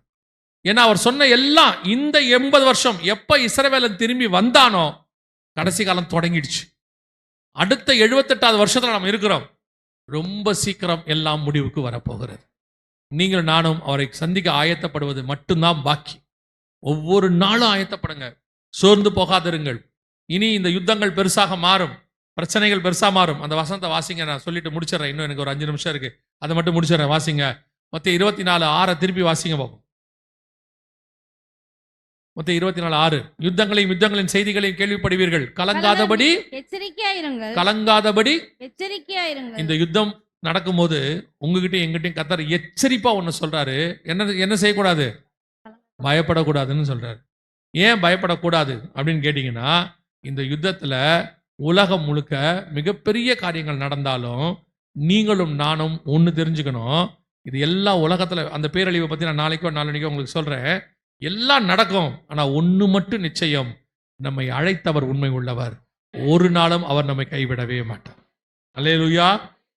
பயப்படாதபடி எச்சரிக்கையா இருங்க. இதெல்லாம் கேட்கும் போது இன்னும் நியூஸ்லாம் நிறைய வரும், பெரிய பெரிய காரியங்கள்லாம் நடக்கும். இன்னைக்கு கூட ஒரு பெரிய வைரஸ் ஒன்று பரவ ஆரம்பிச்சிருக்குன்னு சொல்லியிருக்காங்க உலகம் முழுக்க. மிக ஹண்டா வைரஸோ நம்ம சொல்றாங்க, பெருசா உலகம் முழுக்க. ஆனாலும் எதை கேள்விப்பட்டாலும் பயப்படாதிருங்கள். ஆண்டவர் சொல்றது ஒன்னே ஒண்ணுதான். இப்ப இந்த நியூஸை இப்ப நான் சொல்லும் போது இதை 2 ஆங்கிள் நீங்க எடுத்துக்கலாம். ஒண்ணு, இப்படி எடுத்துக்கலாம், ஐயோ இதெல்லாம் சொல்றாங்களே, இதெல்லாம் நடக்குமா, பயமா இருக்கு, இப்படி எடுத்துக்கலாம். இன்னொன்னு, இதெல்லாம் நடக்க போது நல்ல வேளை முன்னாடியே நமக்கு ஆண்டவர் சொல்லிட்டார். ஏன்னா மத்த 24 இயேசு சொல்றாரு, இதோ நான் 25 நினைக்கிறேன், 24:25, இதோ நான் உங்களுக்கு முன்பதாகவே அறிவிக்கிறேன். எதை சொல்றாரு? யுத்தங்களின் செய்திகள் கேள்விப்படுவீர்கள், பஞ்சங்கள், கொள்ளை நோய்கள், பூமி எல்லாத்தையும் சொல்லிட்டு சொல்றாரு, முன்பதாகவே அறிவிக்கிறேன். எதுக்காக? கலங்காதபடி எச்சரிக்கையா இருங்கள். இதெல்லாம் உங்களுக்கு முன்னாடியே சொல்றேன், பயப்படாதீங்க. இவைகளுக்கு நடுவுல உங்களையும் என்னையும் பறந்து காக்கிற பட்சியை போல ஒருவர் பாதுகாக்க வல்லமை உள்ளவராய் இருக்கிறார். இப்பவும் சொல்றேன், இந்த வார் நியூக்ளியர் வாராக இருக்கும், பெரிய உயிர் சேதங்கள், உலகளாவிய பெரிய காரியங்கள் எல்லாம் நடக்கும். ஆனால் இவைகளுக்கு நடுவில் தம்முடைய ஜனங்களை, எப்படி கொரோனாவுக்கு நடுவில் உங்களையும் என்னையும் பத்திரமாய் தேவன் பாதுகாத்தாரோ, அதே மாதிரி இவைகளுக்கு நடுவிலையும் கர்த்தர் பத்திரமாய் பாதுகாக்க வல்லமை உள்ளவராய் இருக்கிறார். ஆண்டவர் ஒன்னே ஒண்ணுதான் சொல்றாரு, கலங்காதபடி எச்சரிக்கையா இருங்கள். ஆனாலும் முடிவு உடனே. எந்த முடிவு தெரியுமா? உலகத்தின் முடிவு. ஏன்னா அவங்க 3ஆம் வசனம் என்ன கேட்டாங்கன்னா, உங்களுடைய வருகைக்கும் உலகத்தின் முடிவுக்கும், அந்த முடிவு உடனே வராது, இப்ப வரப்போறது வருகை. இவைகள் சம்பவிக்க தொடங்கும் போது உங்கள் மீட்பு சமீபம். சோ நம்முடைய ஆண்டவர் வெகு சீக்கிரத்தில் வரப்போகிறார். இவைகள் ஒன்றை குறித்து கவலைப்படாதிருங்கள், ஒவ்வொரு நாளும் ஆயத்தப்படுங்க, இயேசுவை நோக்கி பாருங்க. இது உலகத்துக்கு பின்னால் ஓடுகிற காலம் அல்ல, இது உலகத்துக்கு பின்னாடி போய் தேவனை மறக்கிற காலம் அல்ல. தேவனை தேடி தேவைக்கு படிக்கிறது, தேவைக்கு வேலைக்கு போடும். பிரதானம் கர்த்தரை தேடுவது. உலகத்தினுடைய பிரதானம் தேவைக்கு ஓடுவது. டைம் கிடைச்சா தேவனை ஞாயிற்றுக்கிழமை வந்து பார்ப்பது. ஆனா இனிமேட்டு அது நேரம் அல்ல, இனி முழுவதுமாய் தேவனை தேடுவது. நாம் தேவைக்காக தான் வேலை பார்க்க போகிறோம். அல்லேலூயா. இனி ஒவ்வொரு நாளும் காத்திருங்கள், நம்முடைய ஆண்டவர் வெகு சீக்கிரத்தில் வரப்போகிறார்.